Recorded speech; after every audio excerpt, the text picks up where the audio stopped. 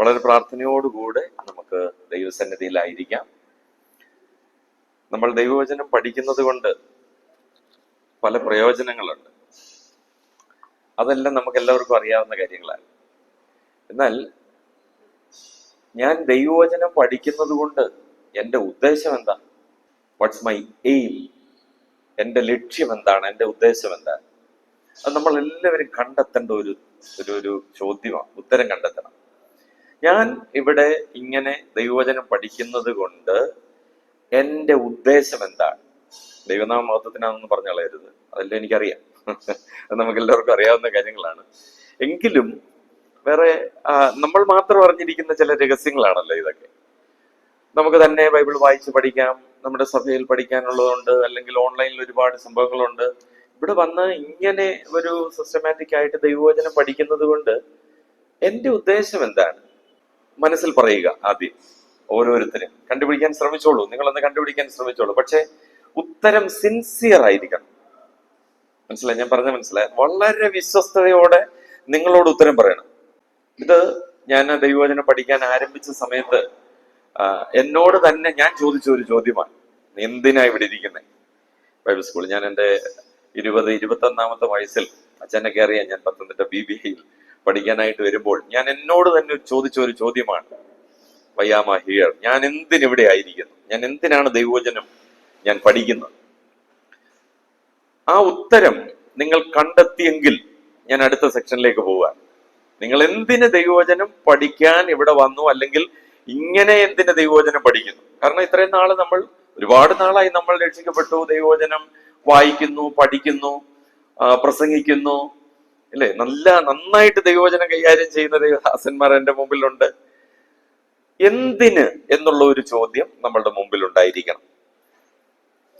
ആ ഉത്തരത്തിന് അനുസരിച്ചായിരിക്കും ഇത് ഗ്രഹിക്കാനുള്ള ദൈവകൃപ നിങ്ങൾക്ക് ദൈവം തരുന്നു. അത് സിൻസിയർ ആയിരുന്നാൽ മതി കേട്ടോ. വലിയ പ്രശ്നമൊന്നുമില്ല, വലിയ കാര്യങ്ങളൊന്നും അതിനകത്തില്ല. പക്ഷെ അത് സിൻസിയർ ആയിരിക്കണം, ലളിതമായിരിക്കണം, സിമ്പിൾ ആയിരിക്കണം. ബൈബിളിൽ ഉൽപ്പത്തി പുസ്തകം മുതൽ ഇങ്ങോട്ട് പരിശോധിച്ചു കഴിഞ്ഞാൽ വലിയ വലിയ വലിയ സംഭവങ്ങളോടുള്ള ബന്ധത്തിലൊന്നും ദൈവം ഒത്തിരി പ്രതികരിച്ചിട്ടില്ല. ലളിതമായിട്ടുള്ള കാര്യങ്ങൾക്കാണ് ദൈവം പ്രതികരിച്ചിട്ടുള്ളത്. ദൈവം പ്രതികരിക്കുകയും ചെയ്യും. അപ്പം ഈ രണ്ട് കാര്യങ്ങൾ നിങ്ങളൊന്ന് ഓർത്തിരിക്കുക. ദൈവവചനം പല നിലകളിൽ നമുക്ക് നമ്മളുടെ ഉള്ളിലാക്കാനായിട്ട് സാധിക്കും. പല നിലകളിൽ നമുക്കുള്ളിലാക്കാനായിട്ട് സാധിക്കും. ഇപ്പോൾ ഇവിടെ വന്ന് നിങ്ങൾ എത്രയോ സബ്ജക്റ്റുകൾ, ഇപ്പൊ എനിക്ക് തോന്നുന്നു ഞാൻ BBAയിലൊക്കെ പഠിച്ചതിനെക്കാട്ടി കൂടുതൽ ബോബിച്ചാൻ ഇവിടെ പഠിച്ചിട്ടുണ്ടെന്ന് എനിക്ക് തോന്നുന്നു. എന്ന് പറഞ്ഞാൽ ഒരുപാട് സബ്ജക്റ്റുകൾക്ക് നിങ്ങൾ കവർ ചെയ്യാനായിട്ട് സാധിച്ചു. നിങ്ങളുടെ കയ്യിൽ ഒരു സർട്ടിഫിക്കറ്റ് കിട്ടിക്കഴിയുമ്പോൾ നിങ്ങൾ പൊന്നുപോലെ സൂക്ഷിക്കുന്ന ഈ നോട്ട്സ് ഒക്കെ എവിടെ പോകുന്നെന്ന് നിങ്ങൾക്ക് തന്നെ അറിയത്തില്ല. ഞാൻ നേരത്തെ പറഞ്ഞല്ലോ, നമ്മുടെ എയിം, നമ്മുടെ ലക്ഷ്യം, നമ്മുടെ ഉദ്ദേശം. ഇങ്ങനെയുള്ള ഒരു സ്ഥാപനത്തോടുള്ള ബന്ധത്തിൽ ദൈവവചനം പഠിപ്പിച്ചുകൊണ്ടിരുന്നപ്പോൾ ഞാൻ ഇതേപോലെ ഒരു ചോദ്യം ചോദിച്ചു. അച്ഛൻ എന്തിനാ പേഴ്സണൽ ആയിട്ടാ ചോദിച്ചത്, അച്ഛൻ എന്തിനാ വളരെ സിൻസിയർ ആയിട്ട് അദ്ദേഹം ഉത്തരം പറഞ്ഞു. ഞങ്ങളുടെ സഭയെ കുറെ എണ്ണം പ്രസംഗിക്കുന്നുണ്ട്, അവരൊക്കെ പ്രസംഗിക്കുന്നത് ശരിയാണോ ഇല്ലയോ എന്ന് അറിയണമല്ലോ. ഞാൻ അദ്ദേഹത്തിന് 100 മാർക്ക് കൊടുക്കുകയാണ്.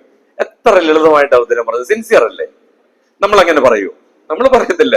നമ്മളത് ഉള്ളിൽ വെച്ചേക്കത്തേ ഉള്ളൂ, നമ്മളത് തുറന്ന് നമ്മൾ പറയാറില്ല. അപ്പോൾ ഇങ്ങനെയുള്ള ഒരുപാട് കാര്യങ്ങൾ നമ്മളൊന്ന് ശ്രദ്ധിക്കുന്നത് നല്ലതാണ്. ഞാൻ എന്തിന് ദൈവവചനം പഠിക്കുന്നു? എൻ്റെ ഉദ്ദേശം എന്താണ്? നമുക്ക് എല്ലാവർക്കും ഒരു ഉദ്ദേശമുണ്ട്, നിങ്ങൾക്ക് എല്ലാവർക്കും ഉണ്ട്. ആ ഉദ്ദേശം അതിനനുസരിച്ചായിരിക്കും നിങ്ങൾക്ക് ദൈവം തരുന്നത്. ഇനിയും രണ്ടാമതൊരു കാര്യം കൂടെ നിങ്ങൾ ശ്രദ്ധിച്ചിരിക്കുക. അത് കഴിഞ്ഞിട്ട് നമുക്ക് വിഷയത്തിലേക്ക് പോകാം. ഇത് നിങ്ങൾക്ക് ഇവിടെ നിന്ന് ലഭിക്കുന്ന ഈ പഠനങ്ങൾ, ഈ പാഠങ്ങൾ നിങ്ങൾക്ക് ഏതെങ്കിലും തലങ്ങളിൽ പ്രയോജനപ്പെടുത്തണമെന്ന് നിങ്ങളുടെ ഉള്ളിൽ ഒരു ആഗ്രഹം കാണും. അതിന് യാതൊരു സംശയവുമില്ല. ഏതെങ്കിലും ഒരു തലത്തിൽ അത് പ്രയോജനപ്പെടുത്തണം. കുറഞ്ഞ പക്ഷം കുടുംബ പ്രാർത്ഥനയ്ക്ക് ഇരിക്കുമ്പോൾ അന്ന് വായിച്ച വേദഭാഗം ഒന്ന് വിശകലനം ചെയ്തു കൊടുക്കണമെങ്കിൽ, ഭാര്യയ്ക്കോ ഭർത്താവിനോ കുഞ്ഞുങ്ങൾക്കോ ആർക്കെങ്കിലും അങ്ങനെ ഒരു വിശകലനം ചെയ്തു കൊടുക്കണമെങ്കിൽ അതിനെക്കുറിച്ച് അല്പം ഒരു ഗ്രാഹ്യം, ഒരറിവ് നമുക്കുണ്ടായിരിക്കണം. അല്ലെങ്കിൽ പല വീടുകളിലും ഡിസ്കഷൻസ് ആണ്, ഡിസ്കഷൻ ചെയ്യാറുണ്ട്. ചില വീടുകളിൽ ഏറ്റവും അവസാനത്തെ ആള് വായിക്കുന്നതിന് മുമ്പേ ബൈബിൾ അടയ്ക്കും എന്ന് പറഞ്ഞു കഴിഞ്ഞാൽ ഡിസ്കഷനിലേക്ക് പോകാനേ പാടില്ല. എങ്ങനെയായിരുന്നു, ചിലപ്പോൾ സൺഡേ സ്കൂൾ ആയിരിക്കാം, ചിലപ്പം സ്ഥലം സഭയിലെ ശുശ്രൂഷകളായിരിക്കാം, ആരാധനയോടുള്ള ബന്ധത്തിലായിരിക്കാം, ചിലപ്പം ബൈബിൾ ക്ലാസ് എടുക്കാനായിരിക്കാം. ഇവിടെ ഇരിക്കുന്ന ചില പ്രിയപ്പെട്ടവർ ഇനിയും വരുന്ന നാളുകളിൽ ഈ വേദിയിൽ നിന്നുകൊണ്ട് ഇതേപോലെയുള്ള സ്റ്റുഡൻസിന് ക്ലാസ് എടുക്കാൻ ദൈവം ഒരു പക്ഷെങ്കിൽ നിങ്ങളെ യോഗ്യരാക്കി തീർത്തേക്കാം. പല ഉദ്ദേശങ്ങളുണ്ട്. അപ്പോൾ നിങ്ങൾ ഈ കിട്ടുന്ന നോട്ട്സ് എക്സ്പ്ലെയിൻ ചെയ്യാനാണ് നിങ്ങളുടെ പ്ലാനെങ്കിൽ നിങ്ങൾ ഇവിടെ വരേണ്ട ആവശ്യമില്ല. സിമ്പിൾ. നിങ്ങൾക്ക് ആ നോട്ട്സ് എങ്ങനെ വേണമെങ്കിലും ലഭിക്കും. നിങ്ങൾക്കത് വായിച്ച് പഠിച്ചിട്ട് നിങ്ങൾക്ക് എന്ത് ചെയ്യാൻ പറ്റും? മറ്റുള്ളവർക്ക് കൊടുക്കാനായിട്ട് പറ്റും.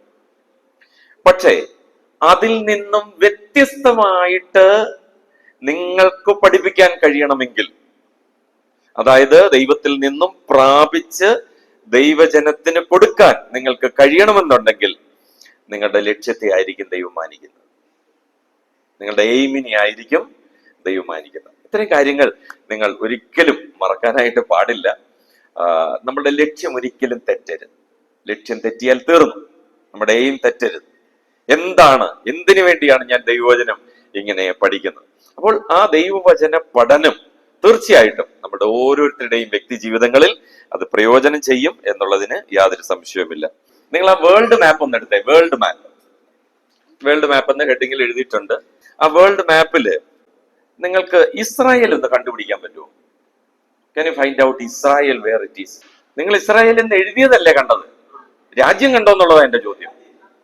ഇസ്രായേൽ എന്ന് പറയുന്ന ആ സ്ഥലം എത്രയുമാണെന്നുള്ളത് ഒരു പാവയ്ക്ക പോലെ ഇരിക്കുക, ചെറിയൊരു പാവയ്ക്ക. അത് കാണാൻ പറ്റുന്നുണ്ടോ? ഇസ്രായേൽ കാണാൻ പറ്റുന്നുണ്ടോ? ഇസ്രായേൽ എന്ന് എഴുതിയതല്ല, ഇസ്രായേൽ എന്ന് എഴുതിയേക്കുന്നത് ഇസ്രായേലല്ല, ഈജിപ്തിലാണ് എഴുതി വെച്ചേക്കുന്നത്. ആ ഇസ്രായേൽ എന്ന് എഴുതിയത് ഒരു ആരോ മാർക്ക് കൊടുത്തിട്ടുണ്ട് വലത്തോട്ട്. ചെറിയൊരു ബ്രൗൺ, ഒരു പിങ്ക് പോലെ അല്ലേ? ഇത്രയും കാണാൻ പറ്റുമോ?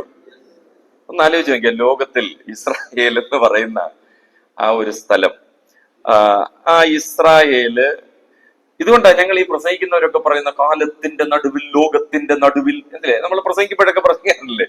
ഇങ്ങനെ ലോകത്തെ ഒന്ന് പരിസ്ഥിതി വെച്ച് കഴിഞ്ഞാൽ ഏതാണ്ട് ഇസ്രായേൽ എന്ന് പറയുന്നത് ഏതാണ്ട് നടുക്കി പേപ്പർ ഒന്ന് മടക്കി വെച്ച് നാലായിട്ടൊന്ന് മടക്കി കഴിഞ്ഞാൽ ഏതാണ്ടൊക്കെ ആ നടുക്ക് തന്നെ ഈ ഇസ്രായേൽ വരും എന്നുള്ളതാണ്. ആ ഇസ്രായേല് അതിന്റെ അടുത്ത് സിറിയ കണ്ടോ? ആ ഇസ്രായേലിന് എഴുതിയേക്കുന്നതിന് ആ ആരോ മാർക്ക് അല്ലെങ്കിൽ ഇസ്രായേൽ ആ ബ്രൗൺ കളറിന്റെ തൊട്ട് വലതുവശത്ത് ഒരു പച്ച കളറിലൊരു സിറിയ കണ്ടല്ലോ അല്ലെ? അതിന്റെ തൊട്ട് താഴെ ജോർഡൻ ഉണ്ടല്ലോ. ജോർഡൻ. അപ്പോൾ ആ ഇസ്രായേലില് അതിന്റെ തൊട്ടടുത്തുള്ള രാജ്യങ്ങൾ ജോർദാൻ, സിറിയ, ടർക്കി കണ്ടല്ലോ. ടർക്കി അതിന്റെ തൊട്ട് മേളിൽ വേറൊരു വലിയ ബ്രൗൺ ടർക്കി. അതിന്റെ ലെഫ്റ്റിലേക്ക് പോകുമ്പോൾ ഒരു ഓറഞ്ച് കളർ ഒരു ഗ്രീസ് എഴുതിയേക്കുന്നുണ്ടോ? കണ്ടില്ലേ? ഇത്രയും സ്ഥലത്തൊക്കെയാ പൗലോസ് പോയിട്ടുള്ളൂ. വളരെ ലളിതമായ ചെറിയൊരു സ്ഥലം. ഞാൻ ഈ പറഞ്ഞ സ്ഥലങ്ങളെല്ലാം ഒരു പേജിൽ, അപ്പുറത്തെ പേജിലുണ്ട്. നിങ്ങളെ ഒന്ന് ഒരു ഐഡിയ കിട്ടാൻ വേണ്ടി ഞാൻ കൊണ്ടുപോയി എന്നുള്ളതേ ഉള്ളൂ കേട്ടോ. പെട്ടെന്ന് എന്റെ കൂടി ഇങ്ങ് പോരുന്നോണം കേട്ടോ. സിറിയ കണ്ടോ? ഇതിൽ സിറിയ, അഖായ, ഗ്രീസ്, സിസിലി, ഇതെല്ലാം കണ്ടല്ലോ. ഇത് അപ്പോസ്തലനായ പൗലോസിന്റെ മിഷണറി യാത്ര, നമ്മുടെ കർത്താവായ യേശുക്രിസ്തു ജനിച്ച്, ജീവിച്ച്, പ്രവർത്തിച്ച്, മരിച്ച് ആ സ്ഥലങ്ങൾ ഒക്കെയാണിത്. ഇതിൽ കൂടുതലായിട്ടുള്ള ബിബ്ലിക്കൽ ലാൻഡ്സ് പുതിയ നിയമത്തോടുള്ള ബന്ധത്തിൽ ഇല്ല. ഇനിയും ജുഡിയ, അതിന്റെ തൊട്ട് താഴെയൊക്കെ ഉള്ളത് പഴയ നിയമത്തിൽ കുറച്ച് സ്ഥലങ്ങളൊക്കെ കയറി വരുന്നുണ്ട്. റൈറ്റ് സൈഡിൽ താഴോട്ടൊക്കെ കുറച്ച് സ്ഥലങ്ങളൊക്കെ അബ്രഹാമിന്റെ കാലത്ത് അങ്ങനെയുള്ള സ്ഥലങ്ങളൊക്കെ കയറി വരുന്നുണ്ട്. പിന്നെ ഇറാഖിനോടുള്ള ബന്ധത്തിലൊക്കെ കുറച്ച് സ്ഥലങ്ങളോട് വരുന്നുണ്ട്. ഇത്രയും സ്ഥലം നമ്മൾ ഓർത്തിരുന്നാൽ മതി. ഈ ഒരു ചാർട്ടിന്റെ പ്രത്യേകത എന്ന് പറയുന്നത് അപ്പോസ്തലനായ പൗലോസിന്റെ 1, 2, 3 മിഷണറി യാത്രകളും ഏറ്റവും ഒടുവിൽ അപ്പോസ്തലനായ പൗലോസ് റോമിലേക്ക് യാത്ര ചെയ്തതും ഒന്നിച്ച് ഈ ഒരു പടത്തിലുണ്ട്. ഈ പടം നിങ്ങൾ ഒരിക്കലും കളയരുത് കേട്ടോ, നിങ്ങൾ സൂക്ഷിച്ചു വെച്ചോണം. നിങ്ങൾക്ക് പെട്ടെന്ന് ഒരൊറ്റ പേജിൽ ഈ ബൈബിളിലെ പ്രത്യേകിച്ച് ഞാൻ ഈ പറഞ്ഞ ചരിത്രങ്ങളെല്ലാം നിങ്ങൾക്ക് ഒരൊറ്റ അടിക്ക് നിങ്ങൾക്ക് കിട്ടും. അപ്പൊ കുറെ വരകളും ഒക്കെ ഉണ്ട്. പെട്ടെന്ന് ഞാൻ അതൊന്ന് പറയാം. ഇടത്തെ സൈഡിൽ എഴുതിയൊക്കെ നോക്കിയ map of Paul's missionary journey. Paul's first missionary journey ഏത് കളറാ? Arrow mark? ബ്ലൂ. നമുക്ക് ആ ബ്ലൂ ഒന്ന് തുടങ്ങാം അല്ലെ? നിങ്ങളൊന്ന് തുടങ്ങിക്കണം, ആ ലൈനിലൂടെ പൊക്കോണം കൃത്യമായിട്ട്. നിങ്ങളുടെ പേന തെളിയിക്കാതെ അതിൽ വെച്ച് നിങ്ങളൊന്ന് യാത്ര ആരംഭിക്കണം. നിങ്ങൾ ആ സിറിയ എന്ന് പറയുന്ന സ്ഥലത്ത് ഒരു ആന്റിയോക്ക് ഉണ്ട് മേളിൽ, പച്ച കളറിൽ വലത്തെ സൈഡിൽ സിറിയ പച്ച. അതിന്റെ ആ സിറിയയുടെ ഏതാണ്ട് മുകളിലായിട്ട് അന്ത്യോക്കി എന്ന് പറഞ്ഞൊരു സ്ഥലം കണ്ടോ? ആന്റിയോക്ക്, അത് മലയാളത്തിൽ അന്ത്യോക്കി എന്ന് പറയും. അവിടെ നിന്നാണ് അപ്പോസ്തലനായ പൗലോസിന്റെ ഒന്നാം മിഷണറി യാത്ര ആരംഭിക്കുന്നത്. കിട്ടിയോ? അപ്പോ ഈ അന്ത്യോക്യക്ക് പറയുന്ന പേരാണ് സിറിയയിലെ അന്ത്യോക്യ, സിറിയൻ അന്ത്യോക്യ എന്നാ പറയുന്നത്. വേറെ ഒരു അന്ത്യോക്യ ഉണ്ട്, നമുക്ക് പിന്നെ പോവാം ആ സ്ഥലത്തോട്ട്. ഇത് സിറിയയിലെ അന്ത്യോക്യ. അവിടെ നിന്ന് അവർ യാത്ര ചെയ്ത് സെലൂക്യ എന്ന് പറയുന്ന തുറമുഖ പട്ടണത്തിലേക്ക് വന്നു. അതിന്റെ ലെഫ്റ്റ് സൈഡിലായിട്ട് ആരോമാർക്ക് പോകുന്ന വഴി സെലൂക്യയിലോട്ട് വന്നു. അത് കഴിഞ്ഞ് കുപ്രോസ് ദ്വീപിലോട്ട് പോയി. കണ്ടോ കുപ്രോസ് ദ്വീപ് കണ്ടോ? സൈപ്രസ്, അതിന് കുപ്രോസ് ദ്വീപ് എന്നാണ് പറയുന്നത്. സലാമീസിൽ അവർ കപ്പലിറങ്ങി. അത് കഴിഞ്ഞ് നടന്ന് പാഫോസിൽ പോയി. ഇത് ഒന്നാം മിഷണറി യാത്രയാണ് കേട്ടോ. അവിടെ വെച്ചാണ് ദ്വീപ് പ്രമാണിയായിരിക്കുന്ന ആള് രക്ഷിക്കപ്പെട്ടതും അവിടെ എലിമാസ് എന്ന് പറയുന്ന ഒരു വിദ്വാൻ, ഇങ്ങനെയൊക്കെ പറഞ്ഞിരിക്കുന്ന കാര്യങ്ങളെല്ലാം അതാണ്. അത് കഴിഞ്ഞിട്ട് പിന്നെയും അവർ യാത്ര ചെയ്ത് മേലോട്ട് പോയി, നേരെ പെർഗയ്ക്ക് പോയി. അവിടെ വെച്ചാണ് ഒരാള് അപ്പോസ്തലനായ പൗലോസിനെ ബർന്നബാസിനെ ഒക്കെ വിട്ട് യെരുശലേമിലേക്ക് മടങ്ങിപ്പോയത്. ആരായിരുന്നു? മർക്കോസ്. ഇതേപോലെ നമ്മളും പലരും അങ്ങനെയാണ്, പകുതി കിട്ടേച്ച് നമ്മൾ ഒരിക്കലും ഒന്നും പകുതി കിട്ടേച്ച്. പാതി എന്ന് പറയുന്നത് ദൈവത്തിന് ഇഷ്ടമല്ല. പാതി മനസ്സോടെ ഏകിടുന്ന ദേവപൂജ പോലും ദൈവം സ്വീകരിക്കത്തില്ലെന്നാ പറഞ്ഞിരിക്കുന്നത്. ഒരിക്കലും. അപ്പൊ ദൈവവചനം പഠിക്കാൻ നമ്മളൊരു തീരുമാനം എടുത്തു കഴിഞ്ഞാൽ അത് സ്ട്രോങ് ഡിസിഷൻ ആയിരിക്കണം. അത് നമ്മൾ പൂർത്തീകരിക്കാൻ അപ്പോസ്തലനായ Paulose I can do all things through Christ who strengthens me, എന്നെ ശക്തനാക്കുന്നവൻ മുഖാന്തരം ഞാൻ സകലത്തിനും മതിയാകുന്നു. അത് മലയാളത്തിൽ ഒന്നുകൂടെ വിശദമായിട്ട് പറഞ്ഞാൽ കർത്താവായ യേശുക്രിസ്തു മുഖാന്തരം എനിക്കത് ചെയ്യാൻ കഴിയും. ഇതാണ് നമ്മളുടെ ഡിസിഷൻ, ഇതാണ് നമ്മുടെ ഉറപ്പെന്ന് പറയുന്നത്. അപ്പോൾ ഈ പെർഗയിൽ വെച്ച് ഒരാൾ പിന്തിരിഞ്ഞു പോകുന്നു. അത് കഴിഞ്ഞിട്ട് പിന്നെയും മുന്നോട്ട് പോവുകയാണ്, മേലോട്ട് പോകുന്നു. അവര് പോയത് വേറൊരു അന്ത്യോക്യയിലേക്കാണ് പോയത് ഇല്ലേ? അത് പിസിദ്യ ദേശത്തിലെ അന്ത്യോക്യയാണ്. അപ്പൊ ആ അന്ത്യോക്യയുടെ പേര് പിസിദ്യൻ അന്ത്യോക്യ എന്നാണ്. അപ്പോൾ ആ പിസിദ്യൻ അന്ത്യോക്യയിലേക്ക് പോയി. അത് കഴിഞ്ഞിട്ട് പിന്നീട് അവര് വലത്തോട്ട് വന്നു, ലിസ്ട്ര എന്ന് പറയുന്ന ഒരു സ്ഥലത്തെത്തി. ലുസ്ത്ര കാണുന്നുണ്ടല്ലോ, ലുസ്ത്രയിലേക്ക് വന്നു. അവിടെ വെച്ചാണ് കല്ലേറൊക്കെ കൊണ്ട് തിമോത്തിയോസ് ഇതൊക്കെ കാണാനൊക്കെ ഇടയായി തീർന്നത്. അപ്പൊ ഈ കാരാഗ്രഹ ലേഖനങ്ങളോടുള്ള ബന്ധത്തിൽ ആ സ്ഥലവും കാര്യങ്ങളും ഒക്കെ നമ്മൾ പറയുമ്പോൾ നിങ്ങൾക്കത് പെട്ടെന്ന് ഓർക്കാനായിട്ട് സാധിക്കും. അത് കഴിഞ്ഞിട്ട് നേരെ അവർ പിന്നെയും വലത്തോട്ട് പോയി, ദർബ എന്ന് പറയുന്ന സ്ഥലത്തോട്ട് പോയി. അത് കഴിഞ്ഞിട്ട് ദർബയിലും പ്രസംഗിച്ച ശേഷം അവര് തിരിച്ച് മടങ്ങി വന്ന് ഇക്കോന്യം വഴിയായിട്ട് പിസിദ്യൻ അന്ത്യോക്യയിൽ പോയിട്ട് നേരെ തിരിച്ച് പെർഗയിൽ വന്നു.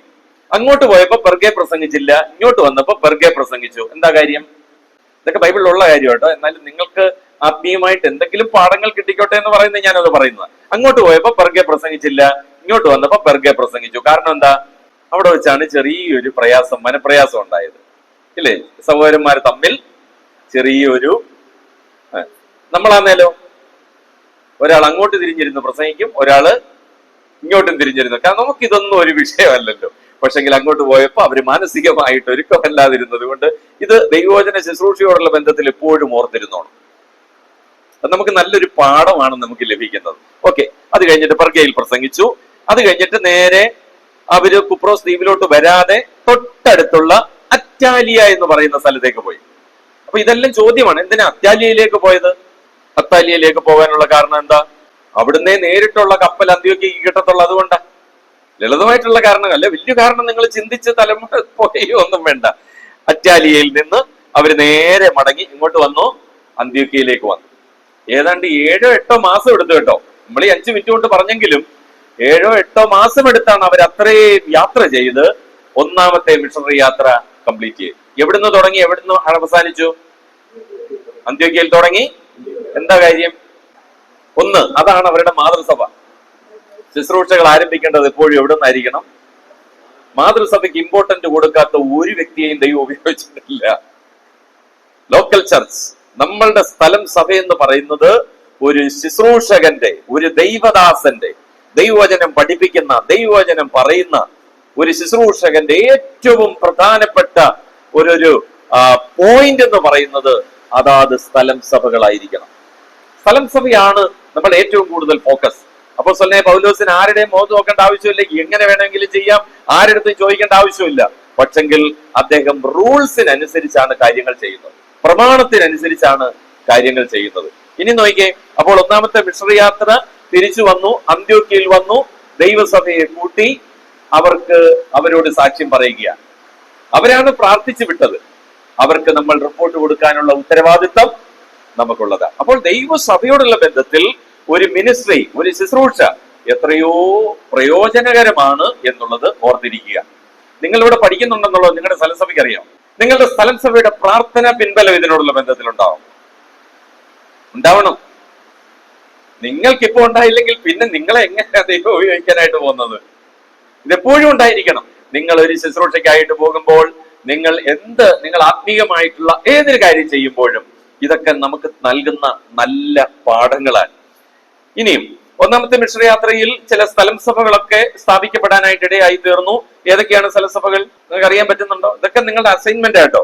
ഈ ഒന്നാമത്തെ മിഷണറി യാത്രയിൽ എന്തെല്ലാം കാര്യങ്ങൾ സംഭവിച്ചു, എവിടെയെല്ലാം സ്ഥലം സഭകൾ ഉണ്ടായി, എന്തെല്ലാമാണ് പ്രയോജനങ്ങൾ, എത്ര പേര് രക്ഷിക്കപ്പെട്ടു, ഈ കാര്യങ്ങളെല്ലാം അപ്പോസ്തലപ്രവൃത്തി 13, 14 അധ്യായങ്ങളിൽ രേഖപ്പെടുത്തിയിട്ടുണ്ട്. നിങ്ങൾ വീട്ടിൽ പോയി വായിച്ചാൽ മതി, സിമ്പിൾ ആയിട്ട് നിങ്ങൾക്ക് മനസ്സിലാകും. അങ്ങനെ കുറെ നാൾ അന്ത്യോക്യയിൽ പാർത്തു.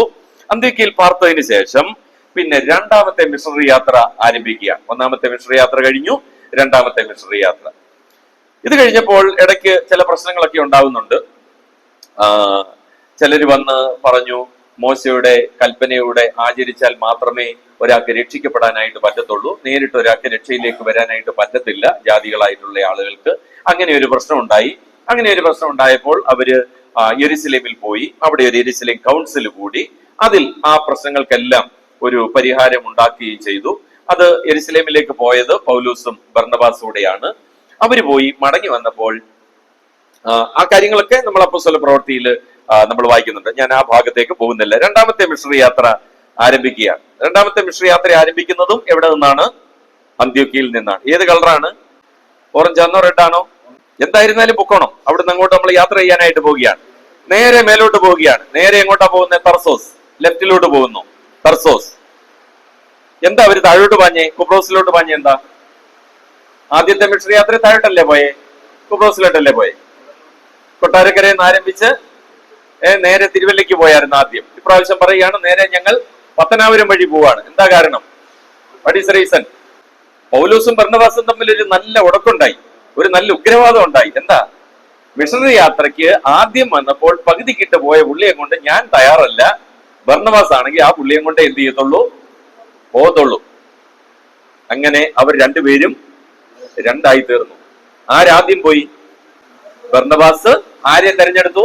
മർക്കോസിനെ തെരഞ്ഞെടുത്ത് എങ്ങോട്ട് പോയി? കുപ്രോസ് ദ്വീപിലേക്ക് പോയി. പൗലോസിന്റെ സ്ഥാനത്ത് ഞാനും നിങ്ങളും ആയിരുന്നെങ്കിൽ, നീ ഇപ്പൊ അങ്ങനെ അങ്ങോട്ട് പോണ്ട, ഞാനാണ് അവിടെ പോയതും ആ ദീപപ്രമാണിയെ രക്ഷയിലേക്ക് നയിച്ചതും ആ കാര്യങ്ങളൊക്കെ നോക്കേണ്ട ഉത്തരവാദിത്വം ആരുടെയാ? എന്റെ. ഞാൻ മുഖാന്തരം, ഞാൻ പറഞ്ഞിട്ടാണ് ആ വ്യക്തി രക്ഷിക്കപ്പെട്ടത് എന്നൊക്കെ വേണമെങ്കിൽ എന്ത് ചെയ്യാമായിരുന്നു? പറയാമായിരുന്നു. പക്ഷെങ്കിൽ പൗലോസ് പറഞ്ഞു, നീ അങ്ങോട്ട് പോവുകയാണെങ്കിൽ ഞാൻ വേറൊരു സ്ഥലത്തൂടെ പൊക്കോളാം. അല്ലെ? നോക്കി, എന്തൊരു നല്ല മനസ്സാന്ന് നോക്കിയേ. നമ്മൾ അന്നേരം ഇങ്ങനെയൊക്കെ ചെയ്യുമോ? ദൈവവചനം പഠിക്കുമ്പോൾ അത് കൂലങ്കക്ഷമായിട്ട് നമ്മൾ ദൈവവചനം പഠിക്കുമ്പോഴാണ് ഇത് എന്റെ ആത്മീക ജീവിതത്തിലേക്ക് അത് പ്രയോജനം ചെയ്യാനായിട്ട്. അല്ലാതെ ചുമ്മാതെ നമ്മൾ ഇതൊക്കെ പഠിച്ചു വെച്ചിട്ട് വെറുതെ കാര്യമൊന്നുമില്ല കേട്ടോ. ഇത് എന്റെ ജീവിതത്തിൽ പ്രാവർത്തികമാക്കണം. നമ്മുടെ ഓരോരുത്തരുടെയും വ്യക്തി ജീവിതത്തിൽ അത് പ്രാവർത്തികമാക്കാനായിട്ട് ഇടയായി തീരണം. നോക്കിയ നേരെ തർസോസിലേക്ക് പോകുന്നു, അതുവഴി ദർബയ്ക്ക് പോകുന്നു, അത് കഴിഞ്ഞ് നേരെ ലുസ്ത്രയിലേക്ക് ചെല്ലുന്നു. വേറെ ഇടയ്ക്ക് എങ്ങും പ്രസംഗിക്കുന്നില്ല, നേരെ യാത്ര ചെയ്ത് ലുസ്ത്രയിലേക്കാണ് പോയത്. എന്താ കാരണം? ഒന്നാമത്തെ മിഷണറി യാത്രയിൽ തനിക്കൊരു ചെറുപ്പക്കാരനെ നഷ്ടമായി. ദൈവം തനിക്ക് വേണ്ടി ഒരു ചെറുപ്പക്കാരനെ എവിടെ ഒരുക്കി വെച്ചിട്ടുണ്ട്? ലുസ്ത്രയിൽ. ഒരാൾ നമുക്ക് നഷ്ടപ്പെട്ടാൽ വേറൊരാളെ തരാൻ ആർക്ക് കഴിയും? ദൈവത്തിന് കഴിയും. നമ്മൾ എന്ത് ചെയ്യേണ്ട ആവശ്യമില്ല. തെരഞ്ഞുപിടിച്ച് കണ്ടുപിടിച്ച് അല്ലെങ്കിൽ എനിക്ക് യോഗ്യനായവനെ ഞാൻ തെരഞ്ഞെടുക്കേണ്ട ആവശ്യമില്ല. ദൈവം എനിക്ക് തക്ക സമയത്ത് എനിക്ക് വേണ്ടി കരുതുന്ന ഒരു ദൈവമാണെന്ന് അപ്പോസ്തലനായ പൗലോസ് പറയും. അതുകൊണ്ട് പൗലോസ് എന്റെ ദൈവമോ, അല്ലേ, എന്തെല്ലാം വാക്യങ്ങളാ അങ്ങനത്, നിങ്ങളുടെ ബുദ്ധിമുട്ടൊക്കെയും ക്രിസ്തു യേശുവിൽ തന്റെ ധനത്തിനൊത്തവണ്ണം പൂർണ്ണമായിട്ട് തീർത്തു തരും. തീർത്ത് കിട്ടിയിട്ടില്ലെങ്കിൽ എനിക്കത് പറയാൻ പറ്റുമോ? എനിക്കത് തീർത്ത് കിട്ടണമെങ്കിൽ എനിക്കൊരു എക്സ്പീരിയൻസ് ഉണ്ടായിരിക്കണം. ഈ കാരാഗ്രഹ ലേഖനം പഠിക്കുമ്പോൾ നമ്മൾ എപ്പോഴും ദൈവത്തിന് നന്ദി ഉള്ളവരായിരിക്കണമെന്ന് ഞാൻ സാധാരണ ഓർപ്പിക്കാറുണ്ട്. കാരണം എന്താണെന്ന് അറിയാമോ? പൗലോസിനെ ആ കാരാഗ്രഹത്തിൽ പിടിച്ചിട്ടുണ്ടല്ലേ നമുക്കിത് പഠിക്കാൻ പറ്റി. അപ്പോൾ അങ്ങനെയാണെങ്കിൽ നമ്മൾ എപ്പോഴും ദൈവത്തിന് നന്ദി പറയണം. കർത്താവേ, എന്റെ ജീവിതത്തിൽ നീ അനുവദിക്കുന്ന കാരാഗ്രഹങ്ങൾക്കായിട്ട് സ്തോത്രം. എന്റെ ദൈവമേ, നീ എനിക്ക് തരുന്ന കഷ്ടതയ്ക്കായിട്ട് സ്തോത്രം. നീ എനിക്ക് തരുന്ന രോഗത്തിനായിട്ട് സ്തോത്രം. ഇത് ദൈവസന്നിധിയിൽ നമ്മൾ നന്ദി ഉള്ളവരാണെങ്കിൽ മാത്രമേ ദൈവം നമ്മളെ ആത്മീകമായിട്ട് ഉപയോഗിക്കത്തുള്ളൂ.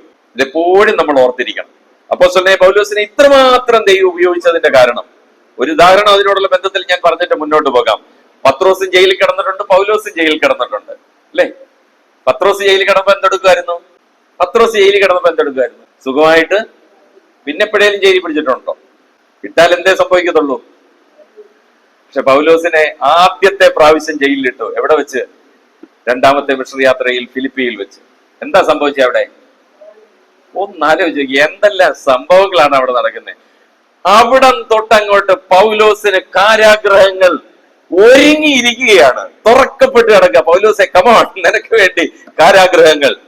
ഓരോ കാരാഗ്രഹങ്ങളും അപ്പോസ്തലനായ പൗലോസിന്റെ ജീവിതത്തിൽ ആത്മീകമായിട്ട് കർത്താവായ യേശു ക്രിസ്തുവിന്റെ നാമത്തിന്റെ മഹത്വത്തിനായിട്ട് തനിക്ക് ഉപയോഗപ്രദമായി തീർന്നെങ്കിൽ എന്റെയും നിങ്ങളുടെയും ജീവിതത്തിൽ ദൈവം തരുന്ന കഷ്ടതയും കണ്ണുനീരും രോഗവും ദുഃഖവും പ്രയാസവും ഒക്കെ അത് ആത്മീകമായിട്ട് പ്രയോജനത്തിന് വേണ്ടിയാണ് എന്നുള്ളത് ഞാൻ നിങ്ങളും മറക്കുവാനായിട്ട് പാടില്ല. ഇനി നോക്കി, അവിടുന്ന് നേരെ അവര് യാത്ര ചെയ്യുന്നു. നേരെ അവിടുന്ന് അന്ത്യോക്യയിലെ പിസിദ്യയിലെ അന്ത്യോക്യയിലേക്ക് പോകുന്നു. അവര് അവിടുന്ന് നേരെ മുകളിലേക്ക് യാത്ര ചെയ്ത് മിസ്യയിലൂടെ കടന്ന് ത്രോവാസിലെത്തുന്നു.